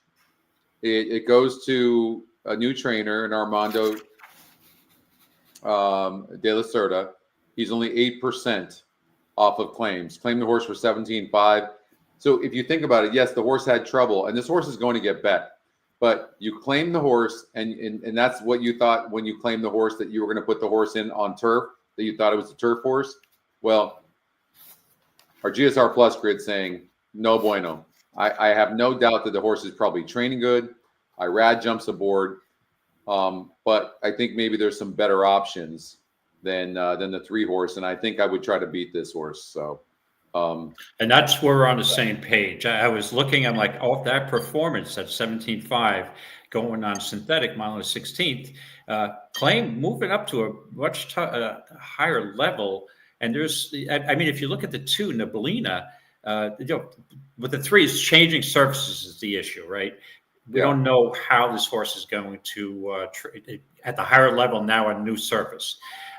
So, yeah, I'm not sold on this horse, especially with Irad, who's going to take too much money. Nibelina looked like an option. Camp's Princess, I agree, has had turf starts that are decent. This is a wide open field. These horses, it looks like, take turns beating each other. But the horse that I had a little interest in here that I ultimately landed on in the contest was the rail horse, Better Than Better. Tyler Gaffleon was on this on her 2 back on January 1st, her maiden 50, broke his maiden on the synthetic. However, went back to turf, had a decent start on turf, 7.5 at 35 level in October, a good second at 12 to 1, and now is in his last race stretched back out on to a mile. David Egan on board, bump start. That's all you need to know. But it was 32 to 1 at that level, and the horse who won Bellavino is actually, I believe, entering the stakes tomorrow. So I think this horse may be a sleeper here. 7 to 2 morning. I thought maybe this horse is not going to be a little higher than that. So I figured I'd take a chance. I'm on Tyler a lot today, you'll see. So give me the 1 Better Than Better. All right. The 1 Better Than Better for David. You made that look very easy. I'm actually looking at this race for the first time, so I'm not. So bear with me here. Gaffleon jumps aboard. This horse broke bad last time out on the turf. It's already run good on the turf, so we know it can do that. But that was also an easier group. But First off the layoff, it beat a decent $50,000 claiming group on the synthetic by about a half of a length. Then it was only 1% last time out against a winners for the first time. And it broke ninth at 32-1 and really didn't run all that bad. So I agree with you that the one can have an improved performance. I do like this 8 horse as well. I think the 8 horse deserves to look. That wasn't a bad performance against winners last time out. And so, maybe, and the horse is going up in win percentage. So I think that one's a possibility. Both for Antonio Sano, who looks to be holding all the cards in this race. Neblina is an interesting horse too for Gonzalez and Jaramillo. This one broke its maiden last time out, but it was all out. It was on the turf. It'll probably get some action, but I don't know that I love this horse. I mean, very rarely do I look at the EquinEdge picks and go, I'm not going to try. I'm going to try to beat them. But I think that's exactly what I'm going to try to do here.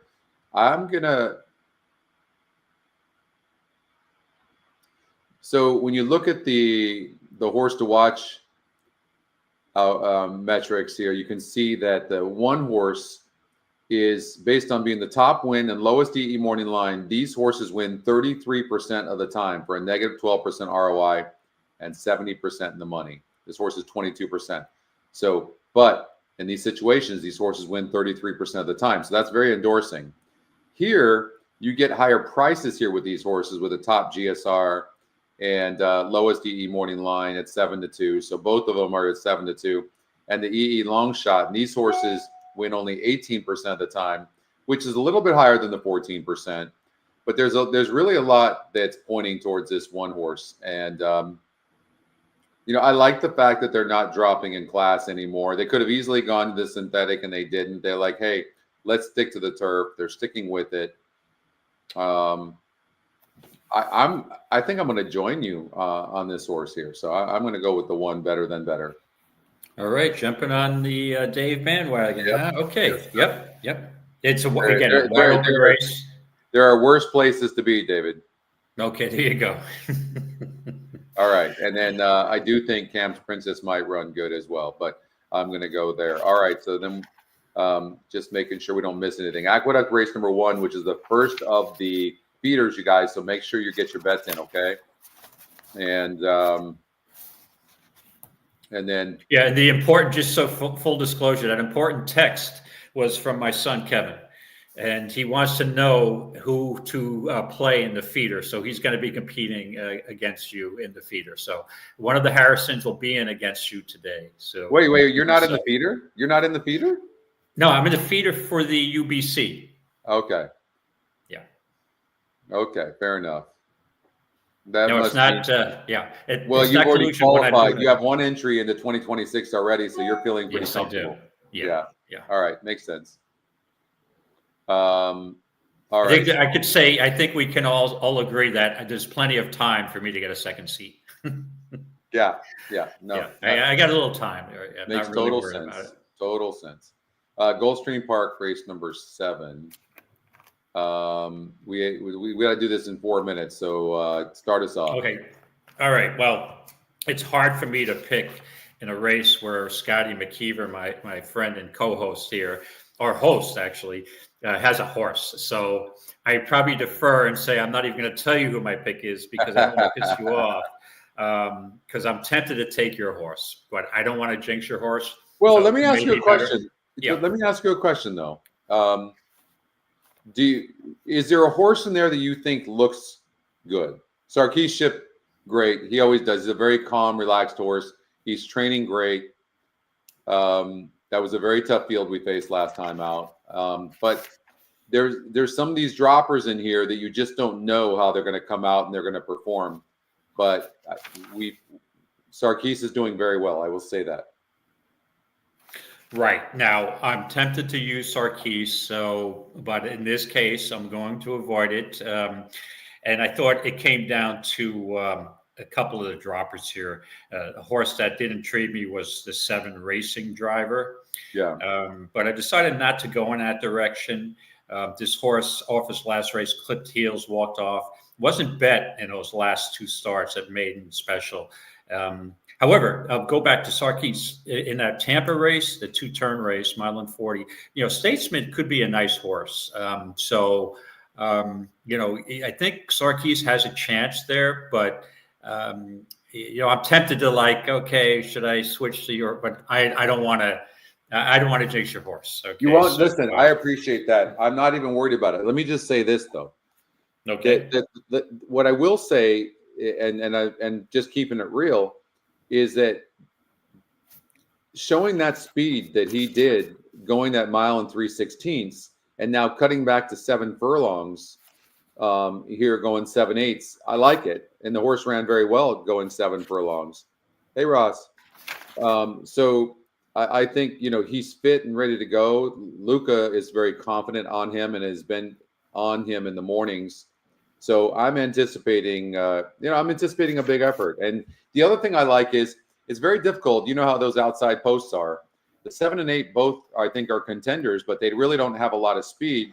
Whereas Sarkis can sit behind the 1, 2, and 3, and possibly the 4. But the 4 is broke bad 2 straight races, in both those lifetime races, and now is at its 3rd different track, and speed is king here. And if this horse breaks bad, then we're looking at 3 long shots that we're going to be sitting right behind. So I think, theoretically, I think we could get a really nice trip here. If the 4 breaks bad, no speed from the outside, and we're just sitting off the 1, 2, and 3 who are price horses. Okay, if I look at it objectively, the horse I like is the top EquinEdge pick, is Step. Yeah. You faced some decent company at Keeneland and Churchill. It ran evenly both starts, but now if you look at the workout pattern, which I really like at Palm Meadows, you've got 3 works. The last one, especially 4 furlongs, 47 and 3 breezing. Had another 4 furlong, 47 and 3 breezing out of the gate. Blinkers on today, should show speed. Speed at 7 is invaluable at Gulfstream. Lasix on first time, and my second pick obviously would be Sarkis. So I think the 4. The 3 horses I want, the 4, 5, and the 8. Jack's Promise, I was going to fire away with Jack's Promise because of the race against River Thames, who is in the Fountain of Youth tomorrow. But if you look back, November 17th, this horse had a nice race closing, just missed. But I'm concerned about the lack of speed on this 8 horse. So I'm going to land on the 4 Step for Ian Wilkes and Joe Bravo. All right. David on the 4 horse. Scotty, I'm on the 5. Yep. Right. My apologies for not using your horse. David, please don't apologize. First of all, I'll be rooting and playing it. I legitimately think we have a shot to win. So otherwise I'd be choosing another horse.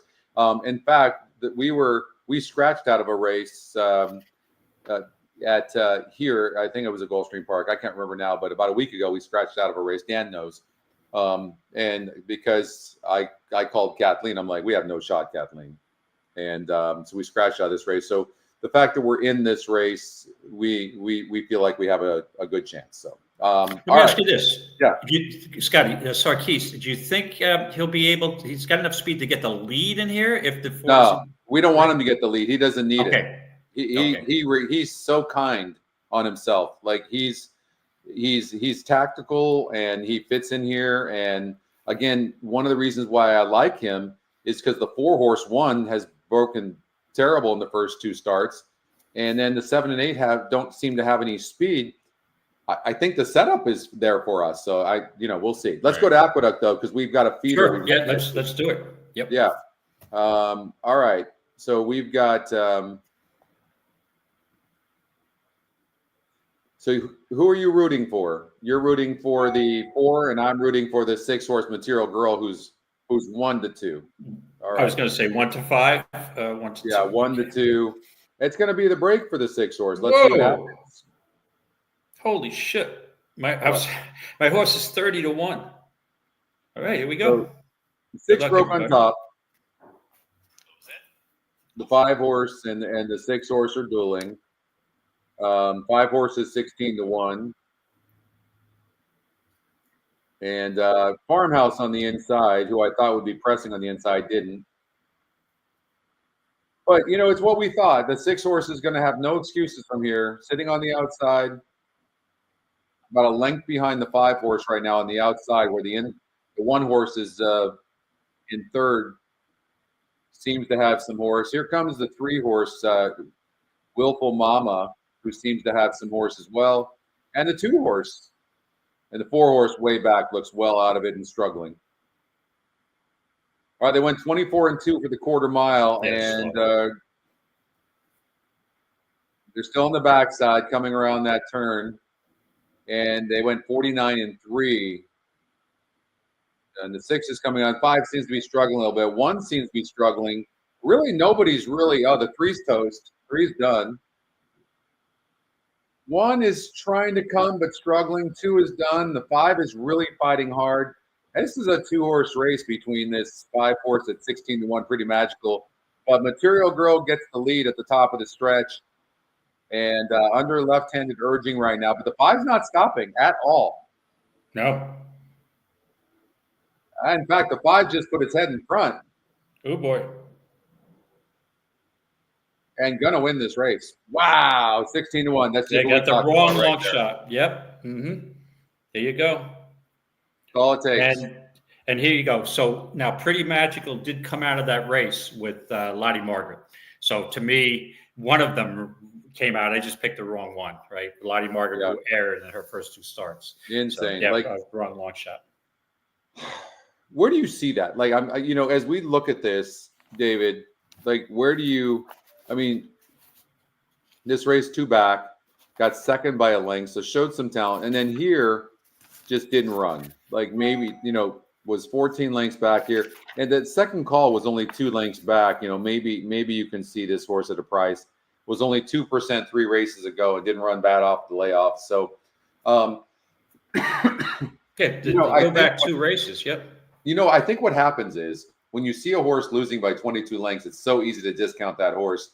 And you really have to watch the video. You have to look. If you look, the horse is only 2 lengths back at the second call. And then when you run the race simulator, I'm guessing is going to be near the lead. And right. Yeah. And again, Gabby's Legacy finished 3rd in that race, beaten 11 lengths. Pretty Magical finished 4th in that race, beaten 22 lengths. But when a horse wins by 10 lengths, some of these horses are just giving up. I mean, you have, it's more of the winner drawing off than the horses behind it not running. Right. Yeah. I'm telling you, this Lottie Margaret is probably going to be in New York State, win some stakes company, stakes races. So then Pretty Magical put blinkers on today, and so there was a little bit of a change. It showed some more speed. Yeah, need to look for equipment changes. So look for horses that come out of the Lottie Margaret race going forward if you play New York Breds. And we're going to see how that works out with the 3 Honorable Becky in the next race. Because if Honorable Becky runs a good race, she got dusted a second time in Lottie Margaret's second race. Yeah, great effort by the 5. Let's see here.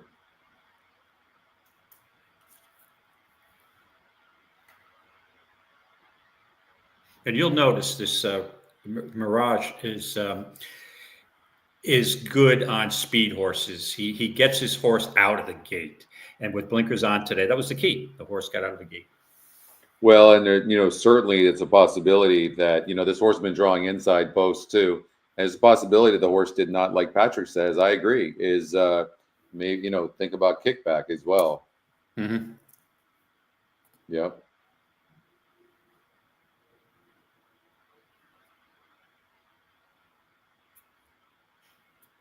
Yeah, Material Girl just didn't seem like all that to me, and it was right with one area, but I picked the wrong horse to beat her. Yeah. Okay. So let's get back to our handicapping for the qualifiers, and we need to go to Gulfstream Park, race number 8. Gulfstream Park, race number 8. Yes, sir. Bear with me a second. I'm going to switch my page here. But it's exactly like we were just talking about. Like if you've got 6 races and only one price horse comes in, you're screwed. You are. Yeah. You're done. Right. Especially if you have favorites the rest of the way going on. Right. Yeah. Okay, eighth race at Gulfstream. We've got a 5 furlong dash on a Tapeta, claiming 8,000 non-winners 2 lifetime. And again, speed is the key here in these races. In the last earlier feeder race at 5.5, I picked a closer. Not doing it this time. To me, I wanted the speed of the speed. And if you pull up the, I'm at a kind of disadvantage here because I only have one laptop today. It's Insisting. So I'll just get to the horse I like. I think Insisting, the last 2 races, this horse has had the lead. At 5 furlongs, failed to hold on. Then the second time at 5.5 on February 8th, finished a decent second after dueling. But I think there's actually less pace in this race. Alpha The Blue system might says the horse is contest going to get the lead. It does, Right. It looks like Insisting will get the lead, but not by a lot. The 6 Prison seems very fast, and also the horse can rate a little bit. But yeah, it looks like the horse will get the lead. But the other horse I looked at here was, and we don't have any late scratches here, correct, Scotty? no. Oh, the 8 The horse. other horse. The 8 horse was scratched. But Oh, no okay. late. All right. So that was my right. That was my other horse here, ours for sure. So again, Frizon the 6 had a look here, but I think Insisting's faster. Alpha Blue with Irad is going to take a little too much money, but does have enough speed and had an excuse last time out. But with that being said, I think I'm going to go with the horse who hopefully can hold on this time, cutting back again to 5 furlongs. So I'm going to go with the main speed here of 5, Insisting. All right. So, all right, bear with me, you guys. I'm looking at this race for the first time. So my first inclination was last time on 2-8, the 6 horse Prison broke from the rail. And they were going 5.5 furlongs. But at 5 furlongs, the horse would have only been a length out while pressing. But the horse doesn't need the lead. If you look 2 back going 5 furlongs, which is today's current conditions on the synthetic, the horse ran a very good race, a nice second place finish, and could rate some. My concern is when I run the race simulator, it looks like the 7 horse, who's 7-5 and has some substance, needs the lead. So the 7's going to go as well, and I'm thinking that maybe the 7 goes with the 5 horse, and maybe the 6 horse sits with Gonzalez, with Gonzalez and gets 115 pounds. And so that certainly could happen. Now, if the 6 tries to duel and send, if that does happen, and that's certainly a possibility, if that happens, then maybe the 5, 6, and 7 are both toast. And then who's coming is the 2, 3, and 10. And the 2, you have to look at the horse's style. It showed speed going longer. Now it's cutting back in distance. But look what it did here 3 back against a 44 group, was 5 wide and only lost by a length and a half. So, and that was second off the layoff. And now it's been showing some speed before stopping. And the 2 horses, a very interesting long shot in here. Then you look at the Sir Banana Brian, and this one's just one that just has burned a lot of money, but is going up in win percentage here in what appears to be a tough race. Why is this horse 9%? And it's 10-1 EE Morning Line when it's gone off at 31-1, 22, 49, 32, 30. So 2 metrics are having this horse go up. The SOR goes down a little bit. Like, what's up with this 3 horse? Like, there could be something there. And the 10 horse, they're adding blinkers to this one, David. This one ran at 5.5 furlongs on 2-8. Now, I think the reason why they're adding blinkers is because they're going 5 furlongs. I don't know that that's going to help this horse. And if anything, it's going to hurt its close. I think 5 furlongs too short for the 10, especially with that outside post, and will be well back. And I think the horse can probably finish in the money. But I think what I'm going to do is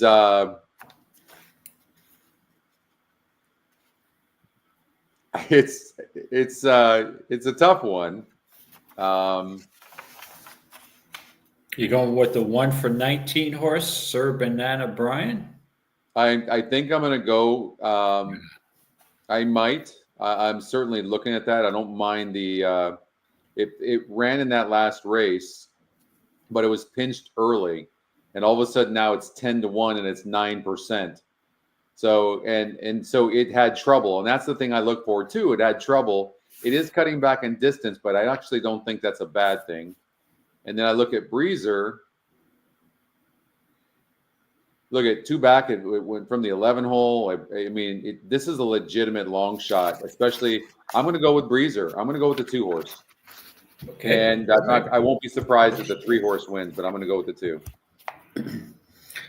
The 2 at the 8,000 level, 2 chits hasn't really, going 2 turns. Have to be closing pretty fast to get this, but you're getting a good price.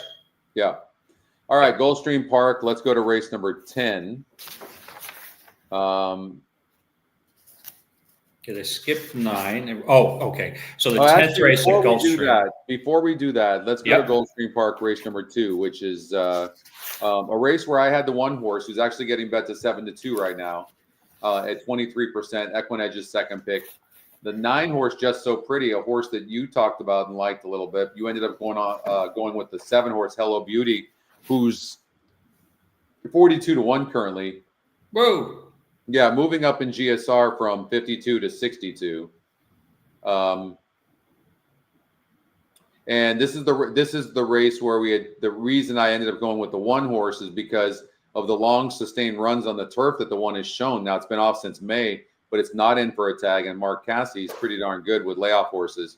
So and Dylan Davis, and the horse can sit the trip on the inside. It looks like Tiz Ready is going to be your front runner, but there is some speed in here too. So we'll see if it gets a clear lead. 22-1 right now on Indy's Halo, the horse we talked about that's moving up 33 points in GSR. I mean, curious as hell how that horse is going to run. We'll see what Paco Lopez does from the outside. It's an interesting move. I like this move to Paco because he's very good out of the gate, and it'll be interesting to see what if all of a sudden he gets his horse out of the gate and the horse is on, in the lead at the first turn. Like, could be interesting. But from that starting position right there, that's going to be very, very tough to do. I hope the 1 doesn't try to get the lead. I actually hope the 1 sits in like 3rd or 4th, saving ground from the inside. And right now, the 1 horse Without Cause is your favorite. Right. I'm a little surprised, but I will tell you, even with the horses taking money here, the 9, the 1, and the 3, also the 10's taking a little money. This race to me just cries out for a long shot. I didn't think I'd be using a 45-1 shot, but look at it this way: if I get a second out of it, that'll put me in a good spot. But yeah, I just think I don't want any of the lower price horses in this race. Yeah. Now this is a race that could be a mandatory. This could be a mandatory if this was NHC weekend, right? Just but in maiden specials, I think they stay away from. But this would be a race you could easily use 5 or 6 horses here. Yeah. 50-1. Can I change my pick, or this horse is absolutely not even taking a dime?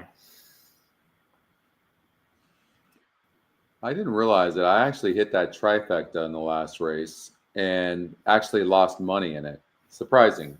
Especially with that 2 horse getting second. That's the way I played it. I played the 2 and the 3 for the second spot, and it kind of paid disappointing a little bit. But in here, I'm all over the 1. Yeah. I'm all. The 1's 2-1 right now. I mean, it looks fantastic on the track. There's not much in here, David. There just really isn't. No. And, and this maybe I'm taking the wrong approach because there's nothing in here, and I'm thinking that the favorites don't look like world beaters, but the favorites don't have to be world beaters against this group. Look, I mean, the 3 horse dropped into an optional claiming 35,000 last time out, got claimed out of that race off of Safi Joseph. If Safi Joseph was giving up on the horse, good luck with that. That horse is kind of dead on the board as well. Spinning class, the win percentage on the horse was, pretty low. 7 horse, not the 49-1. The 9 horse kind of looked the same way. It had burned a bunch of money. The 10 horse, this is the horse that's burned a bunch of money as well. You got the 1 horse, going to save ground from the inside. I really like the 15. I hate that post, but I think that's the 15 is worth He is, Kenneth. There's no question about it. Like you can't also question he's just such a freaking good jockey, and he's really good out of the gate. But yeah, no arguments here. But that post is pretty brutal. But yeah, again, without cause, if you think about this, look at the last 3 races on the turf. To be able to sustain that long run in that long stretch at Fairgrounds, and you're tactical, and here the stretch is so short. I mean, come on. No. It'd be interesting to see what Paco does with this Indy's Halo at 24-1.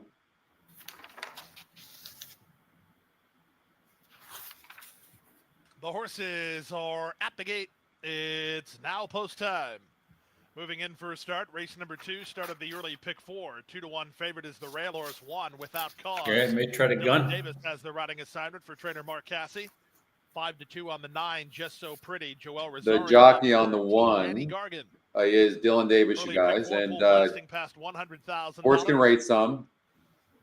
The 3's very fast. I would imagine 3's going, and I imagine there'll be a couple other horses from the outside that are ascending. So we'll see that. But horses like the 12-horse Flashy Motor is very fast. Just So Pretty is very, very fast in this race. Why are they backing away from the gate right now? The horse getting fast? Is quite all right, but Sweet Storm is off. Oh, Sweet Storm. The force must have done. Oh, okay. Hey, Oldie, I didn't see Oldie up there. What's going on, Hey, Oldie? How's it going? Good show, by the way, last night. We're on a couple of same horses, so sometimes in the past that's worked out well for us. Some of those stakes races. The 4 horse at 22-1. Oh, okay. So they're actually taking the horses off the turf course. So we're going to have a delay here. Okay, let's get back to race number 10 at Gulfstream Park and handicap that. Okay, race number 10. I was just going to say race number 10 is, to me, the most intriguing race of the day. And if you listen to the show throughout the year, you probably will conclude that I'm not a big fan of 5 furlong sprints on the turf. But I've come to love these races with these hard-hitting allowance or optional claimer, high-end claiming horses. And I think I have an angle here because on February 2nd, I was definitely alive for something. I don't remember. And it was not a good conclusion for me. But I did spend a lot of time handicapping that race on February 2nd. And the conclusion I had, that was won by the 5 Biz Buzz, who I played in the past and never showed as much speed. Maybe earlier in his career he did, but showed more speed in that race than the horse has ever shown. However, I believe that was strictly a case of other horses not getting the break. And especially the horse that I was concerned about, and I'm trying to see where this is. I had my notes here. I apologize. But XY Speed, showed some pace. But there's another speed horse, and I apologize, I don't have that speed horse in there. But to me, it was more of a function of the 5 getting a lead. And now it was 22-1, and you can say, well, that was pretty fast, but not for that turf course. So some of the other speeds didn't really get an alert start, and Saez just made a brilliant move going for the lead on his horse. So I am a fade on this horse 5, Biz Buzz. Now, if you look at the race, if Biz Buzz doesn't get the lead, the horse that will definitely get the lead here is the 9, Yes, I Am Free. You look at the workout on January 12th in preparation for the Gulfstream Park Turf Sprint, which was actually on Pegasus Day. That race was just wired. That field was wired by Coppola from an outside post. That horse just got to a clear lead, gunned out, and the race was over. Yes, I Am Free with the 2 post couldn't match that speed. And it looked like that day at 36-1, Yes, I Am Free was going to battle for the lead. Comes out of that race, the Gulfstream Park Sprint is a better race than what Biz Buzz ran. So I don't know how you cannot use the 9 here. Yes, I Am Free. So I think this horse goes wire to wire. But the other horses that have a chance here, and I think the one horse I am going to try to put in the exact, and if I had a second ticket I would use, is Bonus Move, the 2 horse. Bonus Move was 1-2 back on the synthetic. And if you go back to March 3rd of 2024, this horse from an outside post just aired from the 11 post, gunned to the lead at 5 furlongs and drew off nicely. Now, again, that was a maiden special weight race, weaker than this field. Then had another turf race off of layoffs, tried the dirt to no avail. At Aqueduct, ships back down here to PETA, wins by a neck, and then faces Biz Buzz, XY Speed, and Mattingly. Yeah. Did not get the pace that was predicted or anticipated, and was bet that day. That was a 7-horse field. Bonus Move was 4-1. Mark Henning can be a sneaky trainer. He just scored with a 16-1 shot at Aqueduct.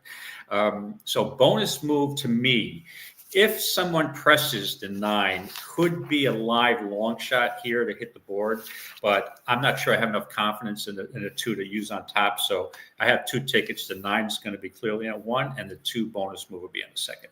And I'm fading Biz Buzz. And XY Speed, I think, may have lost a step as a 9-year-old. So those are the 2 horses for me.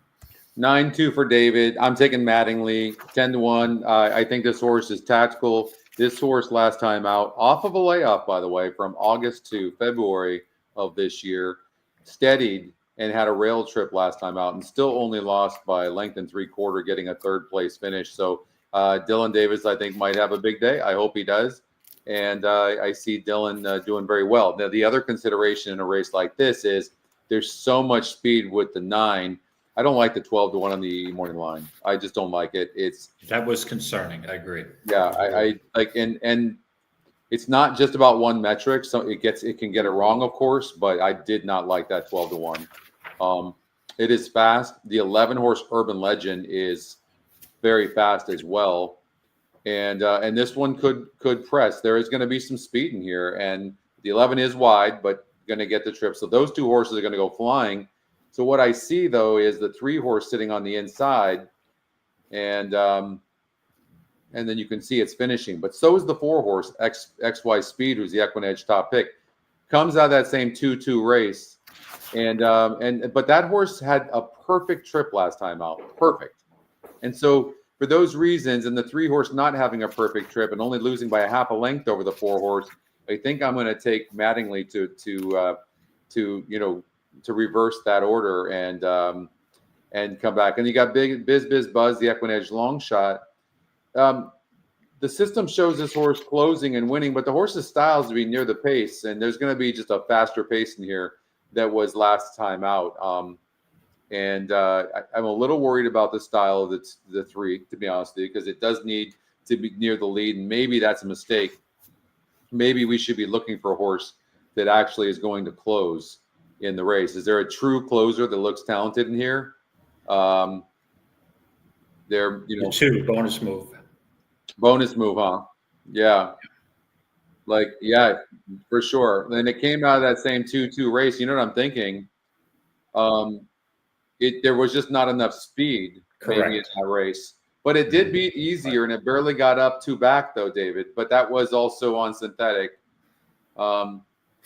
Yeah, so the question is with Bonus Move, and like I said, I didn't have enough guts to put the horse on top, but is it a case where the horse didn't get enough pace, which is probably is a factor leading to its 5th place finish? And it was bet down to 4-1, or maybe it's just not as the classy as these horses. But it is a 4-year-old, so it's got some room for improvement. So I think the 2 is definitely a sneaky horse. Speaking of improvement, 4-1 on the EE morning line. It's only 9%, but it's a wide open race on win percentages. And this horse only has 9 races, but it's been in the money in 8 of them, and it's winning easily and facing big fields. I already know. I'm going with a 7-horse. I'll probably regret it because I like the 3, but I'm going to go with the 7. All right, let's get out She's to watch okay, this race Gulfstream. number 2. I'm on the 1 horse. You are on, remind us, the 7. I'm on a 60 to 1 shot here. And I don't think I've said that more than one other time on this show. So we'll see how it goes. I'm just looking, hopefully the horse doesn't just totally, maybe gives me a little bit of a run, a little excitement. 9 horse is your lukewarm second choice, and this horse is bucking and all sorts of stuff. This is not, if you bet this horse to win, and I don't want to talk anybody off a horse, but not with my money would I bet this 9. And I'm interested to see how Joel is going to ride this horse. It's always, he prefers, his style is more of a closing, make one move type of jock on the turf, which sometimes it's brilliant, his timing. But on speedballs, I've seen, I'll just say dubious rides. That's all I'll say. Neon pink. My eyes are, besides the 1 horse, because I put a little bit of money to win on the 1, but my eyes are on the 15. One more. Absolutely, the 15. Halo to the outside. I think the 15 had, I don't know what I see the GSR thing, but I don't think the 15 has any shot in this race. It's because of that post. They're off. Good start outside for Flashy Motor down at the rail. The favorite without cause is forwardly positioned. Yeah, Paco's he's gonna have to ask him right He's got now. to rush him up. Flashy Motor And works over from the outside. unfortunately, the He's got a job nice lead. did you see that? And look at the 1 got the lead. Yeah. Wow. And Paco did a really good job because that damn Paco, fell out. I mean, you can't ask a Paco to do anything more than what he did there. Absolutely not. She's a length better than my Brazilian girl. 23 flat is pretty fast here, but yes, it is. He seems to have a hold on the 1. And the early trailers include Cameo Rose and a length and a half to Edge of Freedom. 23 seconds flat for the opening quarter. Without cause has the lead. You know, this 1 is not only on the lead, David, but in consideration when you think about the long stretches at fairgrounds, this horse is going to have a short stretch. On Tiz Ready in 4th. In between horses, Just So Pretty. Getting started 3 wide, My Brazilian Girl. Staying parked at the rail. Hello Beauty. She's a length in front of Spinning Class. Moving on her outside. That's Accelerated News. Dropping back is Cameo Rose, and Edge of Freedom's been no factor as they reach the top of the stretch. They went the half in 46 and 3, and they turn for the money. It's Without Cause with a host of challengers. Off cover, here's Tiz Ready, trying to slingshot off the corner to go get the favorite. An 1/8 of a mile from home. Without Cause to 7. Get him up to 3rd at least. Tiz Ready on the outside. Tiz Ready tries to get Without Cause. Without Cause is game. Tiz Ready surging to her. Tiz Ready, Without Cause. Here's the wire. Photo finish. Oh, man, did you get nailed on that one? I don't know. I think we might have got the head bob. Well, Just So Pretty. Yeah, I think so. That's brutal, though. Wow. Yeah. 133 and 4. Hey, listen, my 7 horse at 60 to 1 ran a nice, 40 to 1 ran a nice race, almost got 3rd. It did. It did. There you go. So Yeah. at the NHC, I would have had my heart would have been fluttering coming down the stretch, at least to try to get up for 2nd there. So not such a bad 7 ran result. absolutely huge, but the 1, let's see here. Oh man, Ooh, I don't know. May have. It looked like we might have got the bob. You may have gotten this. 1 on the bob, right, Oldie? 1 got the bob, Patrick. That's what I saw. Right there. Oh, I don't know. I don't know. It might have been past the wire. Was it past the wire though? I don't know. That could be a heater. It looks like the 1 got the bob. That's a 1 got the. The 1 got the bob, but was it like an inch after the finish line? Where Listen, I'm going to tell you. You see that? You see the Pegasus there? You know how much Frank Stronach spent on that? From what I've heard, these are rumors. I don't know firsthand. The rumors are $50 to $80 million he spent on that Pegasus. Yeah, I heard it was 30 million, but yeah, I could see that. Yeah, that's unbelievable. And we don't want to get into the decoupling issue, but yeah, the only thing I'll tell you with real estate being my background is that piece of property there is worth a ton of money, and it's probably highest and best use is probably not a racetrack. That's what I'll say. Yeah. But again, that we've seen that with other tracks throughout the country. Yeah.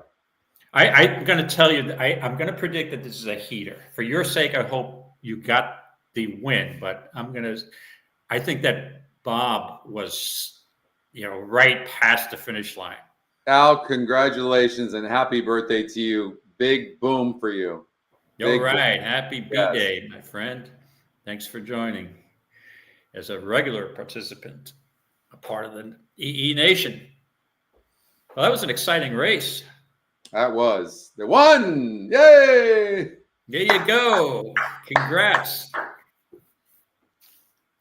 All right, you guys, we got to give Al a big happy birthday. Do you mind? Come on, guys. We can do this. The EquinEdge community is nothing like it. Let's give Al a big happy birthday. In the picture, number 1 happy without birthday. pause, held on. Number 3, Tis Ready was second. Number 9, Just So Pretty. Boom, Al. Number there you 7, go. Hello, You're going to get some fourth. love. No doubt about it. Brazilian Girl, Ed Bob. 1-3. Happy 9, birthday 7, 10. 133 from Dave for the to final you, running Al. time. And an absolute street fight. The winner won without We love cause. you. All right, 1-3. I think the 3 had a really good win percentage, right? Mm-hmm. Let's see here. Boom to Al. So. The 3 horse in this race, let's go back to it. That was race number 2. So the 3 horse was 14%, had the top pace number. It rated nicely, didn't it? Let's see here. Yeah, coming off those sprints, you think that horse would be on the lead, but it's Irad. I mean, he usually very rarely makes mistakes, and yeah. Happy birthday, Al. I was saying, but yeah. Al in the coaching classes. Al's just the best. He's like, I only have $1 left to bet. What should I play? Hey, Al, I've been there, my friend. I remember, I'll just tell you a quick story. I remember going to Saratoga back in the day, and Thanks, I took like $500 with me, and to play like 13 races. So it's not like, it's a huge amount for the entire day. And I swear to God, I was down to my last $20. And I'm like, God, it might have been 10. I think $20 going to the last race. The last 2, the 8th and probably the 11th and 12th at that point. And I'm like, what the hell? I'm playing a $20 double, fuck it. And I did like one of the horses, but I'm like, even if I put a win bet on each of the horses, I'm not even going to come close to breaking even. Well, boom, there goes the double. It was $100 and some odd dollars, and I ended up with a $500 profit on Bing Bang on 2 races. Boy, that was a lot of stress. I could have just went to play the late double. So there's always hope. There's always hope. Always hope. We got Aqueduct race number 2 now. Aqueduct race number 2, which I'm probably about 10 minutes behind. All right. So I'll let you give me the call. And you've got the 3 horse. I've got the 5 horse Broadway Lights, who's 1-2 right now. But I mean, just give me a win. Let me qualify. They're going into the gates.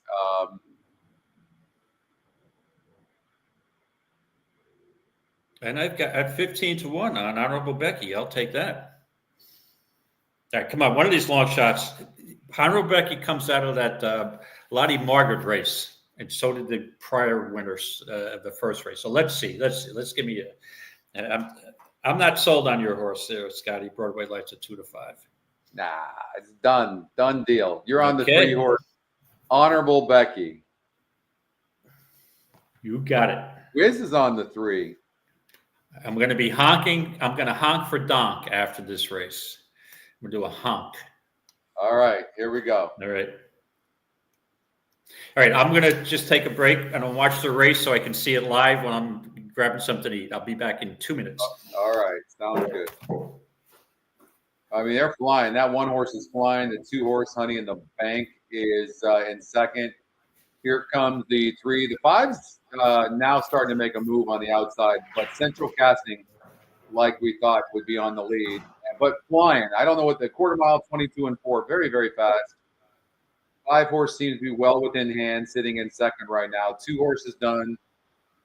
David's horse is in between horses right now and seems to be done. It's just here comes the 1A though, and the 1's getting the best trip right now. 5 was kind of in between horses initially and being low out, but right now Central Casting, who went 46-2, is looks tough to catch. But Broadway Lights at 2-5 is. I don't think anybody's catching this one. There's Honorable Becky. Get second for David. Come on. 5's going to get second. But Honorable Becky ran pretty good, but speed, as usual, is brutal here at Aqueduct. And Gate Wire for the one. 153 in the second race over at Aqueduct, you guys. Thank you, Mr. Griffin. All right. Where do we got to go? We got to go back to Gulfstream Park, race number 10. We never did finish that race. I think David gave his pick, but I was lagging. Let's see here. The Donk Society. Yep. I did have the Asher's Edge I was going with. I just didn't put my picks in. David's on the 9-2. I'm on the 7-3.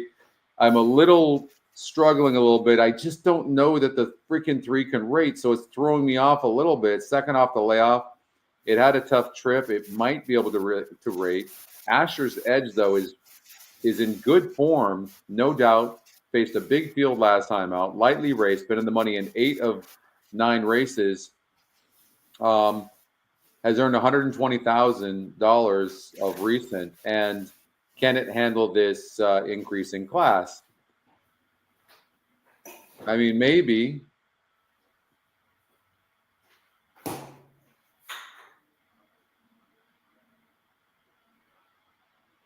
I know that Mattingly, class-wise, fits here. No question about it. Mike, yeah, wow, it's a tough one. Tyler is aboard. He was aboard for the win last time out. That was an optional claiming 25, you guys. Mattingly goes down in win percentage from 9% last time to 7%. I would have loved to see the win percentage go up a little bit, but it didn't. And really, the top win percentage in the race is the 11-horse Urban Legend, 35%. It's also 9-5 on the EE morning line. All right, I guess we better look at this horse a little bit carefully. David, Urban Legend, why is this horse such a high win percentage? I'm taking another look at that horse. It can rate for sure. It faced way too tough a group last time out, but was 32% to do it, and then went on the shelf after having a poor effort. In fact, in the stretch, the horse was second by a head before losing by 5.5 lengths. Maybe I overlooked this horse, because I will tell you the concern I had was the layoff. It was only a couple of months layoff from November, right? If you look back, this horse was trained by Bob Baffert and had a similar layoff, a little bit of a longer layoff from December of 23 to May of 24, and came back and aired on the synthetic at Gulfstream. It might have been a case that it was a very weak maiden special, but the horse was 3-5. First time gelding. Will be chasing the 9.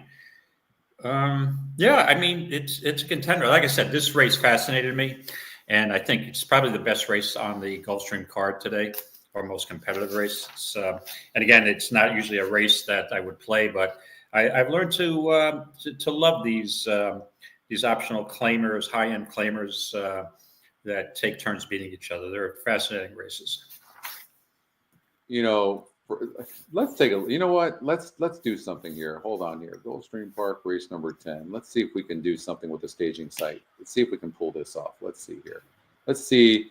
First of all, who was in this race? Let's see that. In the 2-2 race, bonus move, Mattingly, XY speed, so 2, 3, 4, and 5. 2, 3, 4, and 5 were in the race. Let's see if there's anybody else. All right, so 2, 3, 4, and 5 were in the race. And then You want to take everybody else out and throw those guys back in there? Is that what you're... No, I was going to show the race replay. Oh, yeah, if you could, that would be fantastic, because I remember, I believe it was on a Sunday. I was alive. It was probably one of the last, it might have been the last race on the card. Let's see. Gulfstream Park. What date was that again? January 25th. I was the 5th race. So maybe it was, okay, it was the early pick 5 I was alive with a pretty big number. And this race, they went like 4 deep. And there is no, hold on a second. It's not the 25th. It's February 2nd. Gulfstream Park, race 7. February 2nd.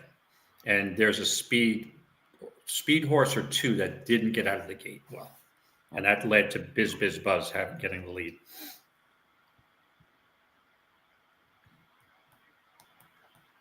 Okay, I found it. It looks like we're going to be able to show it. All right. So here's the new site for those of you that haven't seen it. And we can see the 2-2 race. And then the 2 horse in that race, the 2 horse bonus move was in the 3 post. The 3 horse was in the 4 post. Okay, so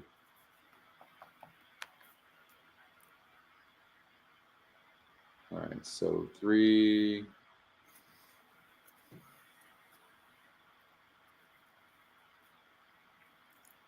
XY speed. All right, so let's watch this race. That's a great idea. Let's do that. This is fantastic. Yeah, it's again, that's the staging site right now, so it's a little buggy, but yeah. And so they're off. So Sue Summer blew the start, 2.5 lengths last. Yeah, the one got off quickly today. That's surprising. One didn't go. Early. So we're looking at XY speed, Mattingly, Biz Buzz, bonus move. Vamos Viejo, Biz Buzz is next. Then Run and Rocket, and after a blown start, Sasua Summer has last of all. See what I'm saying? The 7 didn't look like it wanted. The jock didn't really want the lead out of the gate, but no one else went. In a sprint race like that, I was shocked that this horse got the lead. Yeah. You couldn't predict it based on the past performances, and that's what led him to win this race. Well, look how wet he is too. Like it makes me wonder how strong the race was. Tries to reach Biz Buzz. Biz Buzz holding on under Sayas. Biz Buzz still there. Biz Buzz in front. XY Speed was second. I think Mattingly's third. Sasua Summer compromised at the break. He ran. Sasua Summer is the one that ran the best race. The horse got out of the gate totally last and closed up just to miss third. The 4 horse, right? The 1 horse. Sasua Summer. Let's see here. That's in this race. But not in here. Yeah, the horse is correct. Not in here. Right. So XY Speed ran a good race, and didn't have a contentious pace to close into. Had positional speed, but may have benefited by the lack of speed because it got a perfect position, stalking the other speed. It was a 2-speed number, right? Basically, Mattingly didn't break good either. Did he? Yeah, that's what I'm saying. There's a number of horses. I'm like, where's everybody not breaking in this race? Out in the middle and moving closer is Vamos Viejo. Biz Buzz is next. Then Run and Rocket. And after a blown start, Sasua Summer has last of all. They pass the half mile and move to the far turn. It's Biz Buzz. Steady entering the turn. Okay, let's take a look at that. 5 horse XY Speed's in between horses right now. For some place to race Sasua Summer. He's still on the bridle, but he's got no place to go. It looks like he's going to try to follow XY Speed as they reach the top of the stretch. The leader is Biz. I don't know that I can make that much of an excuse for Mattingly, honestly. I mean, it was on the rail the entire time, but it's inside right now too. But you can see, look, it didn't like being inside. That's what it is. But now it draws inside as well. I know one thing. I don't like Biz Buzz in this. That's what I mean. Right. Now watch. Biz Buzz will get out of the lead again. Get out of the gate. Right. But no, Biz Buzz has no chance of getting the lead in here. None. Right. No. And Sayas goes off of Biz Buzz. I'm sorry. Yeah, Sayas goes out and Sayas is on. I don't want to confuse. No, Sayas is on. Sayas is on. Yeah, Sayas. Luis goes off and went to Extendo. But Extendo's a late scratch, correct? Or did I see that wrong? No, Extendo's still there.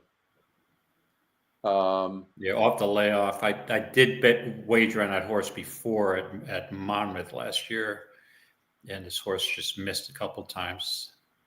The works have been phenomenal here on the 11 horse, who's going to be tactical under Irad. Maybe that race wasn't all that strong of a race. And then I disagree. I think it was strong, but I think it wasn't the time. It wasn't as fast as it normally is because of a couple of horses didn't break, and the Biz Buzz didn't have to really run that fast early to get the lead. But we'll see. I mean, you may be right. Well, let's take a look at this this race here for Asher's Edge, who was the 3 horse in this 12 horse field. And do you agree with me? This is a fascinating race, right? Oh, yeah. This is just. They're off.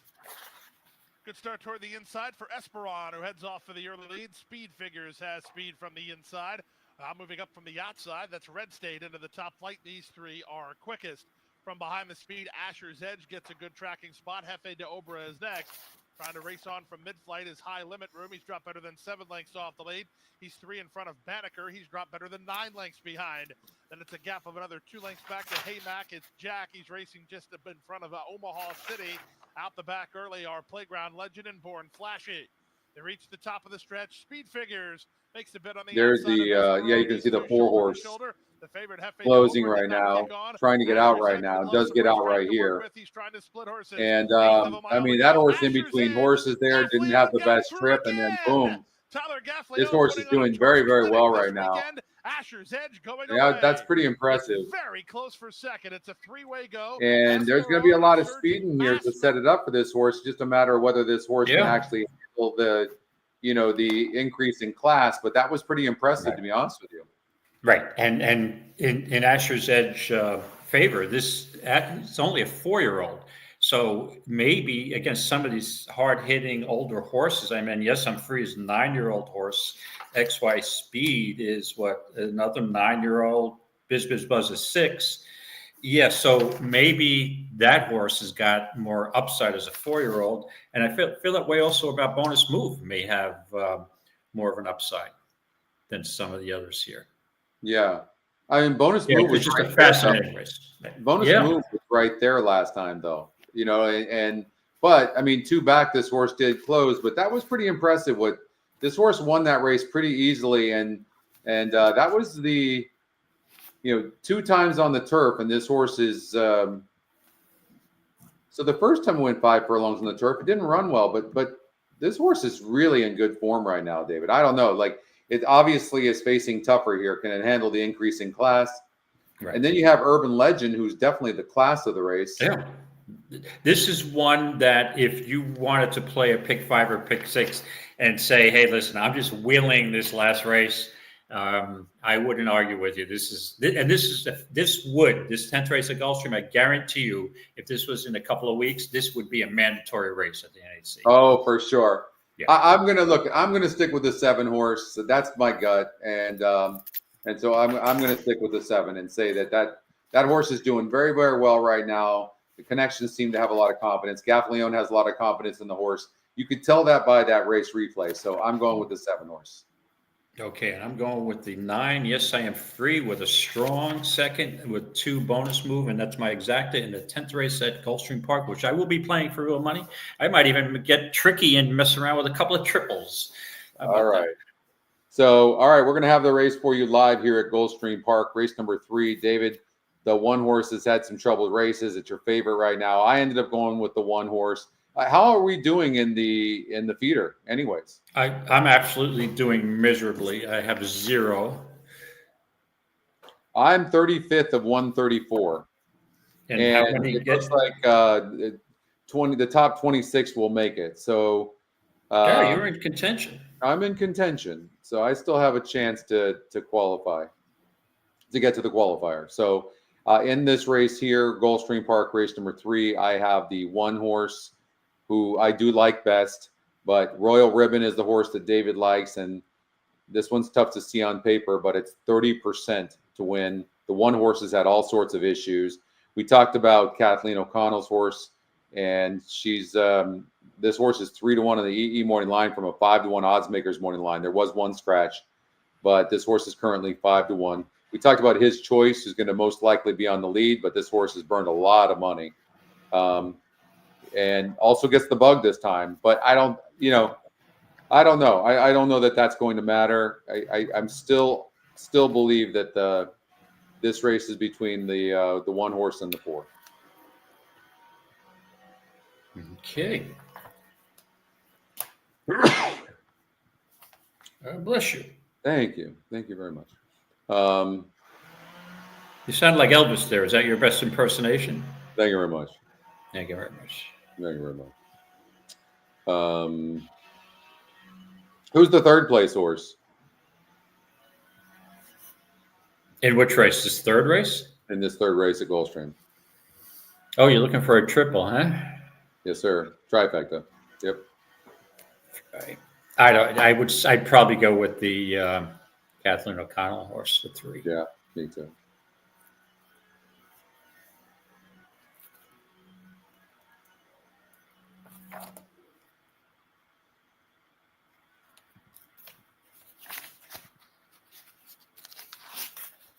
All right. How much time do we have? Well, they're at the gate. Okay. And we're going to, after this race, we're going to be going to Santa Anita, race number 1. We're going to have to start flying too, because I got to get that's out fine. In about Scotty, 45 I handicapped. I put my picks in already, so I can buzz right through it. Okay. Yeah. Great. Yeah, we want to get you out the door. And I would meet you at Gulfstream if I didn't spend most of the afternoon there yesterday, and after spending most of the morning and early afternoon at the beach. I am kind of burnt out today. Oh yeah. Okay. So and then I'm going to Gulfstream tomorrow. So, but let's see here. Who's going to be there? Somebody else is going to be. Oh, so some friends of mine are there. They're in from out of town. I'm going to see them over there. So. Oh, nice. Yeah, looking forward to seeing them. Brandon and Candy, and so that'll be fun. Yeah, I look forward to seeing them. So I haven't seen them in a while. So just salt of the earth people, and yeah, I'll be watching. I hope to see you in a winner's circle, and yes, I still have time. I may switch my pick over to your horse if you don't mind. Well, we're handicappers, so we have to just go with our gut and our heart and what we think. And well, hey, listen, I hope that I'd rather see you in a winner's circle than me scoring with a $7 horse in the club. I have no doubt, my man. I know that. All right, you've already done Santa Anita race number 1. Yes, I have. Okay. I'm looking at it. Yeah, well, I'm looking at race. Yeah, I'm looking at it while you guys are looking at this race. I'm looking at it right now. Okay. All right.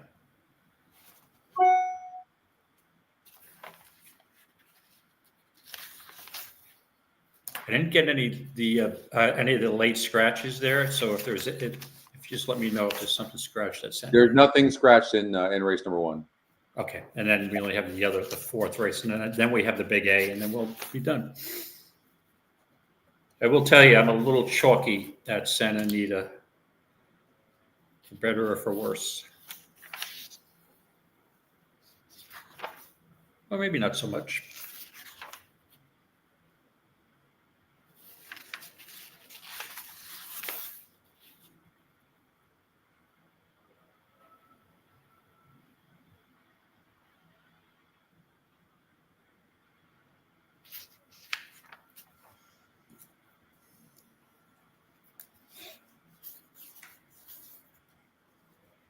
And they're off. Good luck, everybody.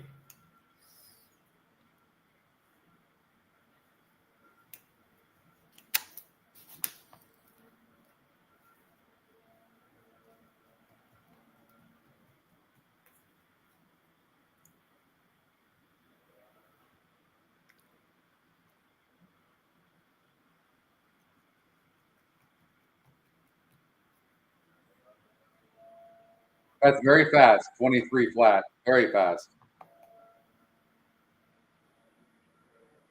Speed favoring track though today.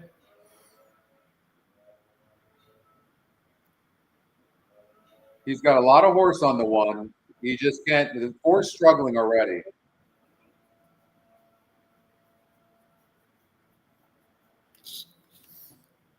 Something wrong with the feed there. And then the 6 drifts out and just opens up for the 1. Thank you for that.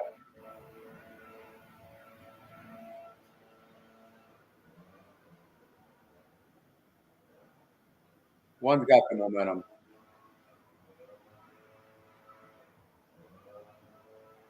Ooh. Look at this head bob again. Oh, I think you got it. Very good, my friend. You did get the head bob. All right. The 4 horse didn't run worth a lick. Wow, I'm off to a sluggish. You know what's nice. What is nice is, and this happens in these races where you have another horse that you don't like, and you're able to get higher odds on your win bet on that, and that's exactly what happened there for me. Right. I think they both went off at 8-5. Like I never, like yeah. I would have told you in a million years 4-5 on this one horse. So I got tremendous value on my wager. So I'm right. And if I knew, I was expecting more than 8-5 on the 4 horse. So I mean, if I saw it was 8-5 going to the gate, I probably would have switched that pickup. Yeah. To the O'Connell horse. It's all about value. The value of the race was the Kathleen O'Connell horse. Yeah. Yeah. You know, and yeah, I mean, she ran huge there. And I bet a win bet, which I was safe there, but what I should have done, I did a cold exacta 1-4, but I should have actually backed that up with a 1-3 because I'm going to guess that exacta 1-3 was actually pretty nice. And even in a short, look at that, $12 for $1. That's sick. $24 for 2. Yep. And right. And we did think that was the 3rd most logical winner. And yep. So, okay. All right. Race number 1, David, talk us through this and what it is that you like in this race. Okay. I'm probably going to have to start forcing it a little bit because I have to be out of here in about 30 minutes. Yeah, that's fine. I'll be quick. 6 furlongs, turf sprint here, 25,000 claimers, 9 lifetime. And I'll make it very simple. I went with the speed of the speed for Mark Latt. Second race off a layoff, the number 4, Matina. If you go back to it's never won on a turf, though. That is a concern, but drops down now. When it last had a turf start, was a maiden 50 claimer back in April and showed speed and just collapsed late as the favorite. But then did win at Del Mar wire to wire on the dirt, maiden 40. Comeback race was on the dirt. Comes back now to the turf. It drops down to its proper level, most likely to 25 claimer. And these not this times, big fan of, are usually pretty versatile. So give me the 4 Matina, wire to wire. And the other horse that scares me a little bit is, besides the favorite, the 2 horse for Peter Miller. I thought the 7 it was the Shishula for Doug O'Neill was interesting. So I had 2 tickets. I had the 4 on 1, Matina, and the 7, the Shishula on the second one. Well, I like the EquinEdge top 2 picks. I'm trying to figure out if I want to use the 1 horse who's dropping from a 66 PSR down to a 56. But if you look at 2 back, this is a second race off a layoff. But 2 back, this horse went 6 furlongs on the turf against a 54 average SOR group and got second by 3 lengths at 39-1 and was only 9%. So today it's 17%. And it faced a tougher field last time out off the layoff. So the horse seems to be doing very, very well. But Jai Ho, I mean, this horse is tactical, going to be very tough. Race 2 jumps aboard for Peter Miller. I'm on the 2. Okay, the 7-5, yeah. Okay. Yeah. And you want to go to race 4? 1. Then let's go to race number 4 at Santa Anita. Yep. Okay. Race 4, Santa Anita. We have a 5.5 furlong, $32,000 claimer for fillies, just for 3-year-olds, not 3 and up. And I'll make it quick because I'm going with another speedball here. I like the 2, Liquid Spirit, and it's kind of chalky, but Looks logical here, dropping from a 50 claimer, turf start and last, and drops back, cuts back to 5.5. Blinkers on, Pratt on. Looks like a wire-to-wire job for me. So 2 Liquid Spirit. I don't want anybody else in this race. Do you think this horse needs a lead for its best? Yes. Yeah. It looks blinkers like on will help. Yeah. Oh, blinkers are on as well. Yeah. Yeah. Yeah, blinkers are on. Flavian Pratt jumps aboard. Drops in class. I have a note on the 3 horse, the EquinEdge long shot, hard to trust. So, that would help me. Also, this horse has burned some money. The 1 horse, the EquinEdge top pick, who's been right there and then losing ground, does go to to Marcia Storts, but it looks like the 2 horse, Gate to Wire. I'm looking to see if there's a long shot that may be closing.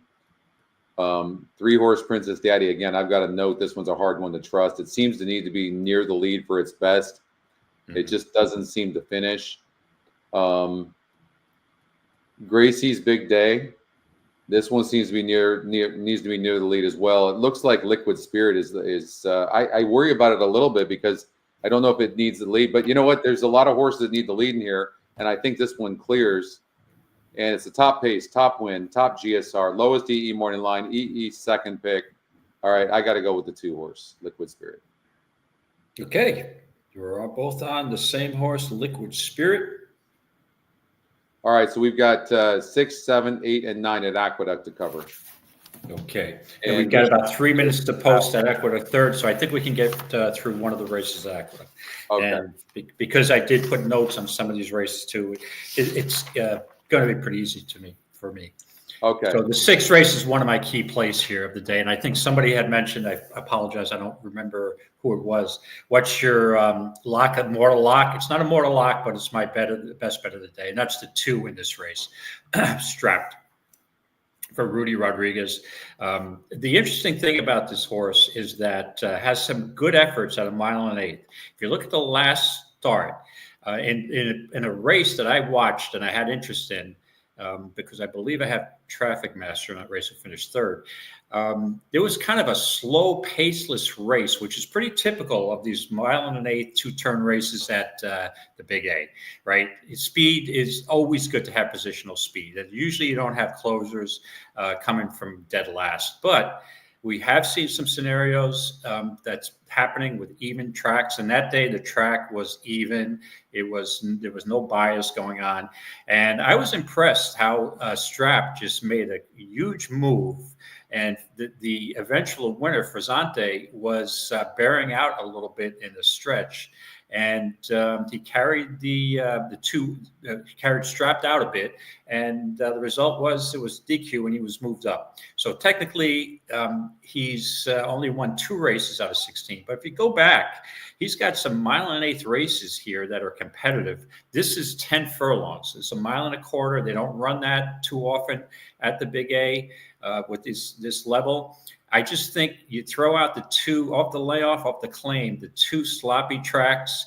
The horse is a closer, did win the 1 sloppy track race 25, but it faced a much tougher group, and I believe the winner that day on December 28th was close to the pacer on the lead. So I think there is the 3 should have lone speed, but it does hurt my 2 horse at the 6 was a late scratch, but Cut the Cord will be pressing. And I just think this horse is in a real good spot. And if I look back on July 27th, I believe that is a key race because that race won by Game Warden. I was at the track that day. Yo Daddy is in a stakes race tomorrow. And Game Warden had won a back-to-back races after this race. So I think Strapped is live here at 4-1. So that's my bet of the day. Sorry for carrying on too much here, Scott. Scotty left because I was rambling on too long. So, so for me, it's the 2 Strapped.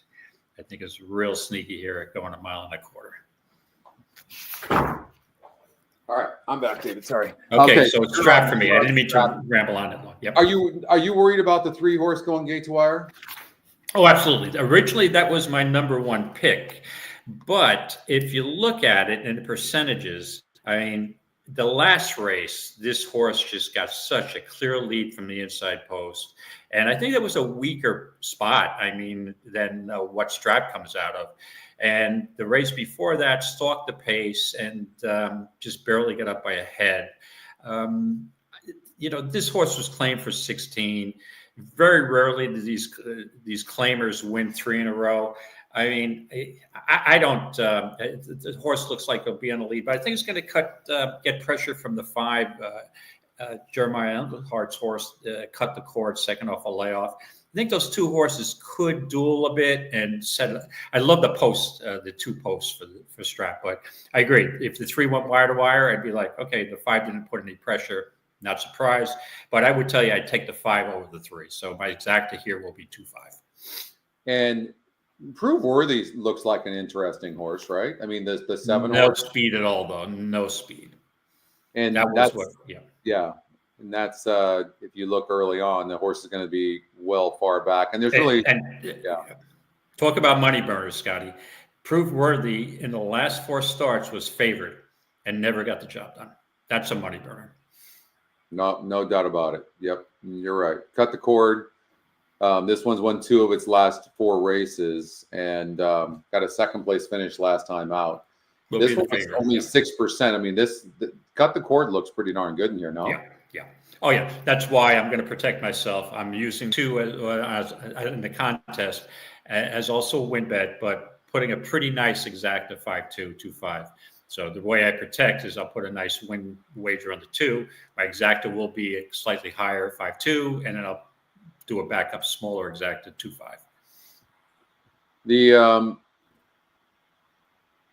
The 3 horse, who's the EquinEdge top pick, handled the increase in class last time out, and won by about 3/4 of the length. It's run 9 furlongs a couple of times in the dirt back to back and won both those races. So suggesting that it really likes going longer. I think the race, the 2 horse looks good, but it is increasing in class. Remind us again why you like the 3 over like the class horses, the 3 and the 5. You mean the 2? The 2, yeah. Why do you like the 2? Yeah, I know. It's a weaker SRR group, right? Yeah, it comes out, but it is a 50,000 allowance. Okay, again, that was a non-winners of 3. Yeah, so it's now the condition. The horse didn't win, okay, but just missed. So now moves up a condition. But I just think knowing how well horses came out of that July 27th race. So let's just look at that race. Finished 3rd. That was a big race. Yo Daddy has been on fire for Linda Rice after the horse will finish 2nd. Then you look at after that race on the muddy track, this horse finished a nice 2nd. And that was a pretty decent field going a mile. And then the next race off slow, which off slow the prior race that got 2nd. So 2 excuses, comes back on a sloppy track, wins, much cheaper field, but then moves back up in class. Didn't really fire that day, but I think this horse is just, the 1.25 miles probably hits this horse right between the eyes. Yeah. Even though the GSR, Colomo, the 3 has a higher GSR. I have the feeling based on what I've seen here that with this 2, that the 1.25 miles this horse going to love. Yeah, my gut is that this 3 horse is just doing really, really well, but the 5 horse Cut the Cord looks good too. Okay, and break where are we going? We got Aqueduct running. Oh, it took off already. Who won? Hold on. I think we got a 72-1 shot that just won. Oh no, the 2 horse won. The 2 horse. Find a name. 6-1. Find a name. Juan Diaz won the race. Who did we that horse to me is kind of tough to come up with. Who did we have? Again, we said it was a weak, awful field. Oh, we both had the 3 break the fall. Yeah, that's a rough. Yeah, on the drop in class. Hold on 1 second.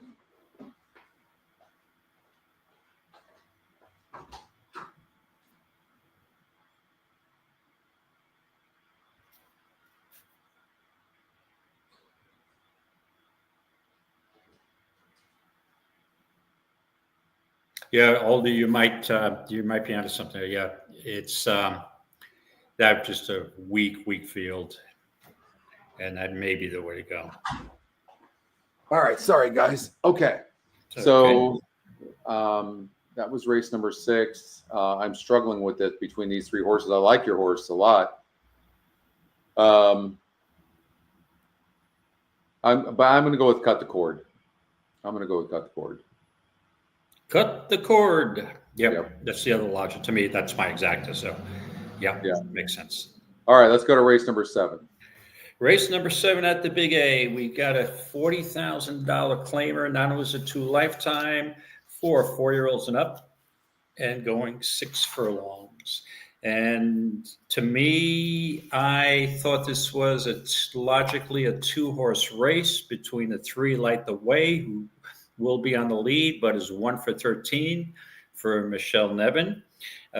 Silo Ridge, I should say, it's 3-horse race. Silo Ridge off the second race off a layoff, dropping in class for Belmont.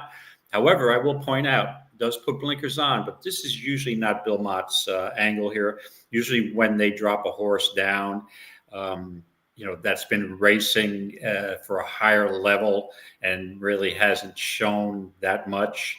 They're just looking for this horse to be claimed, in my opinion. So I don't want any part of Silo Ridge. He could beat me. The other logical horse is the Monopoly Man. First time off the claim for Rob Atras. Tried a mile last time out, was on the pace as the favorite. Maybe didn't want the mile that day. It has won at a mile at Gulfstream, but that was a sloppy track. Has some decent second place finishes for $75,000 claimers at Parks. I think on the cutback off the claim, I think this horse prefers to sprint, and I think this is the logical horse, the 6 Monopoly Man. So it's all the Monopoly Man for me. And the other horse that you may want to take a look at is the 7 Prince of Truth for Linda Rice, just basically on the drop down alone, 3rd off the layoff. But I faded that horse a bit, but it has a shot to win, obviously. But I'm going with the Monopoly Man, the 6. If you throw out Silo Ridge, and I know Belmont's throwing on blinkers, but if you throw out the last race against a much tougher group, and I know it's off a layoff, but he's not, putting this horse in for 20. You know what I mean? Like this is the class of the field for sure. The class, but usually Mott doesn't win. His percentage with horses dropping from allowance races to these claimers are not usually good. GSR goes up. So you're going with who? I'm going with the 6, the Monopoly Man, cutting back off the mile effort. First time off the claim for Rob Atras, whose barn is heated up, and who jumps on board? Manny Franco.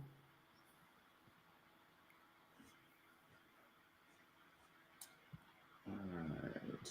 Jockey trainer combinations of 28%. Did you talk about the 2-horse, the EquinEdge long shot? It looks like the type of horse that needs a lead. You're going to see some speed in here, aren't you? The 2, I don't think. That horse I just didn't. With the trainer change possibly, but another one dropping in class. This horse though had raced as low as maiden 30 at Keeneland. I'm not sold on that horse at all. All right. And Prince of Truth, the 7-horse, who's drew the inside last time out. This one, give this one a chance, 3rd off the layoff. Dropping down in class. I've seen Linda Rice score with this type of move, but I like Linda basically with horses in form moving up off a claim rather than dropping. But is a contender and it could win this race, but it's not for me. No. The EE morning line in this race, Prince of Truth, is 5-2. I mean, there's just a wall of them right there that are so close. Face the Facts, the 5-horse, just broke its maiden. It's going to be very tough to win, especially on a horse that's been on since 2023. Yeah, huge life. And the interesting thing is that's Rob Atras has got that horse in. Face the Facts, so he's got 2 in here, correct? Yeah. And you would think that the 5 is just going to gun, right? And set it up possibly for the 6 to stalk and close. So I'm going to go with the 4 horse. I'm going to go against you only because I like the horse's style in here, and I'm going to throw out the last race. It needed that race after an 11-month layoff, and I'm gonna the work. I like the workouts. I think that this horse might run a decent race, so I'm going to go with Silo Ridge. You're not concerned of that last race with? I am, but I've seen this so many times. You see these horses, they drop down, they just wake up. Yeah, and they needed that race. 1 second here. Go ahead and talk about this 8th race, David. Okay. 8th race at Aqueduct. We've got a 6.5 furlong sprint, optional $50,000 claimer. And the interesting thing here is, Scotty, what do you do with Uncle Jim, the 1 horse? As Oldie would say, it's 1-to-1 on the morning line. And what's the EE morning line? It's got to probably even be lower than 4 to 5. Yeah. So this horse now comes out of the Withers, which is the 2-turn stakes race, a Triple Crown prep, supposedly. And if you look at his first 2 races, broke its maiden for the maiden special at Keeneland as the favorite, so the horse was well regarded, and lost in his second start to a well regarded 3-year-old Cyclone State, and also lost to Captain Cook, who's a well regarded 3-year-old in New York. What the hell is this horse doing in an optional $50,000 claimer? Was a new trainer? No, that's not the one, new trainer, but is not protected. This horse is in for 50. Yeah. However, I mean, if you start going down through the field, this horse still looks like it's a logical winner, but they gave up on the horse as having any, 3-year-old potential, apparently, right? Coming out of the stakes race where it showed the lead. Now, my first impression looking at this horse, like, its numbers were never that good, but you give up on a horse that doesn't look like, maybe it doesn't want to go 1 1/8, maybe doesn't want to go mile. Maybe this would be a good claim by somebody, right? I don't know, unless something's off with the horse. But at 6.5, this horse looks good. But I have to tell you, I have to try to be, only because it's exposed for the 50K. And the other horse is, if Mike Soletta's still on, you know where I'm going here, buddy. It's with the 8 Puckish. Hockey is my primary sport. How can I go against a horse that's named Puckish? And with that being said, usually I won't play a crazy hunch play unless I think it's got a chance. This horse, I think, has a chance. Broke its maiden at Fingers at 6 furlongs in the maiden special weight. 50 is probably where this horse belongs. Maybe it belongs in the 25-30 claimer. But if you look at the last race on November 18th, stalked the pace and drew off by 6 lengths. David Duggan's a sneaky trainer.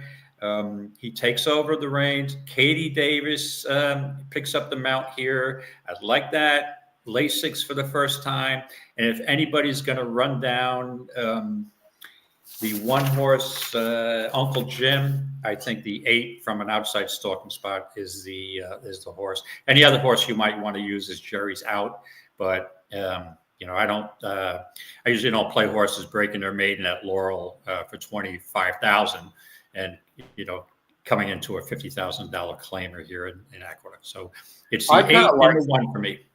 All right, you're the 8. No, you're fine. 8-1, and then I'm going with the 6 horse. I'm actually going with Jerry's Out because the horse broke its maiden easily at Laurel off the layoff. Comes back against a tougher group, gets a 3rd place finish going 5.5 furlongs where you're all out over there, and then goes to 8 furlongs at Aqueduct, shows a ton of speed, actually gets bet to 3-1 against a similar group, showed speed going longer from the rail, now cuts back, gets a better post, has tactical speed. I'm going with the 6 horse. Jerry's Out. All right. Okay. Let's go. Last race we have to cover is race number 9 at Aqueduct. And I've got a couple of notes here. Frankie Hiccups ran great for the level, but that was well back. So I'm going to get rid of that note. That's irrelevant. And then I've got Savvy Sunset, who I put a note last time out at Gulfstream. Wait for dirt. 25-1. Yeah. I wish you didn't have the note in there, my friend. because when it came down to it, I'm looking at 3 horses I was trying to decide between, and that was the 5 Savvy Sunset, the 7 Mary in the irons, and the 10 Broken Zipper. The one thing with Shabby Sunset, and I will tell you this, and if we're at the NHC, you're at the table with me, you'll find this out over the weekend, because I'll be raving about the underrated trainers, and I got to use this trainer. I'm not letting this trainer beat me. I don't care what the odds are. And one of those guys is John Terranova. I've met John Terranova before back in the day. He's a really underrated trainer. He just doesn't have the stock of some of the other, main outfits there. And but the interesting thing is he shipped horses down to Gulfstream this year, right? Running on a Tapeta, this horse didn't fire at all. I mean, hated the Tapeta, showed a little speed in the last race going 2 turns. I don't think it's a 2-turn horse. But the 5 furlong race didn't show anything either. But 17.5 in the last race. And you want some dirt, but the dirt race at Aqueduct was 40,000 claimer, showed a little speed, hard to load that day. Maybe if this horse beats me, I will be, smacking my head against the wall, because ultimately I decided to go with the 7 Mary in the irons. This horse off a sloppy track. Now, first start on a sloppy track, I'll give any horse one race, but one race on a sloppy track, I'll give you 2 races after that, because he may not have cared for the slop. And it was his first start. And he made up some ground and finished a 4th place finish. And he had has a good work February 23rd. I'm sorry, these is fillies. Apologize to the ladies. And I think this horse, Gomez on board the second time for David Donk. I'm on the Donk. I'm honking on Donk today, but I will tell you, I will cover Savvy Sunset somehow for live money, because I will want that horse beating me. And the other horse I'd be interested in as a price is Broken Zipper. Again, first time at a mile, stretching out is tough distance to win from the rail as a first-time starter. And now, drawing the outside post, and it was off slow the last race and took a little money. Went off at slightly less than 8-1. So I think Broken Zipper is live here, but I landed on the 7 Mary in the irons. All right, David's on the 7, and I with that note, I'm gonna do the 5. I'm gonna go for it. All right, and I will. Right, if the it's still time. I may switch my pick from the 5 to 7, but Patrick, I agree with you. The 10 to me is the other live horse here. So yeah, I saw that horse as well. Yeah, it broke from the rail, broke last. It didn't run bad, and now it comes back and draws that outside post. The reason I'm not playing it is because I don't like the projection of where it's going to be first time out. I just don't like it. Like, it's going to be wide and last, and so I can't play that. Right. The one thing also, though, with Romero Mirage, and somebody else points out, both of the Mirage brothers, they get their horse in position. So this horse got off slow last time. I anticipate that the Romero will get this horse out today. So, yeah, that's a dangerous horse. But I will tell you, I think I'm playing a pick 5, and I will be playing the 5, 7, and 10, some all-price horses in the last leg. The 2 horse could go gate to wire, David. Like, this horse has been off a layoff. Throw out that last race. Gets easier here. And this horse is a price play, actually. It's a horse to watch. Top pace, top GSR, EE top pick. I mean, maybe this horse can go gate to wire, possibly. But well, Mirage goes off this horse and stays with the 10. So that would be a factor for me. Yeah, jockey trainer combination though with the 1 horse is there. Yeah, but so what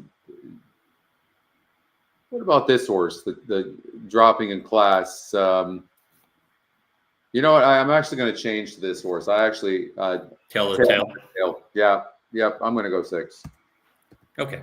6 Maddie Oliver. Actually, Maddie Oliver's had a good meet. 5 wins. Yeah, she's going 6-5. All right, David, I hate to rush you guys. I'm so sorry I had to rush this last half hour. Yeah, that's fine. Sarkis is running. My horse is running at Gulfstream Park, race number 7. And thank you guys so much. Thanks for being a part of the show. And David, thank you. And I'll talk to you a little bit later, okay? Okay, good luck. I expect to see you in the winner's circle today, my friend. Yes, so good luck to you. And thanks, everybody. We'll see you next week. Okay, thanks. Bye.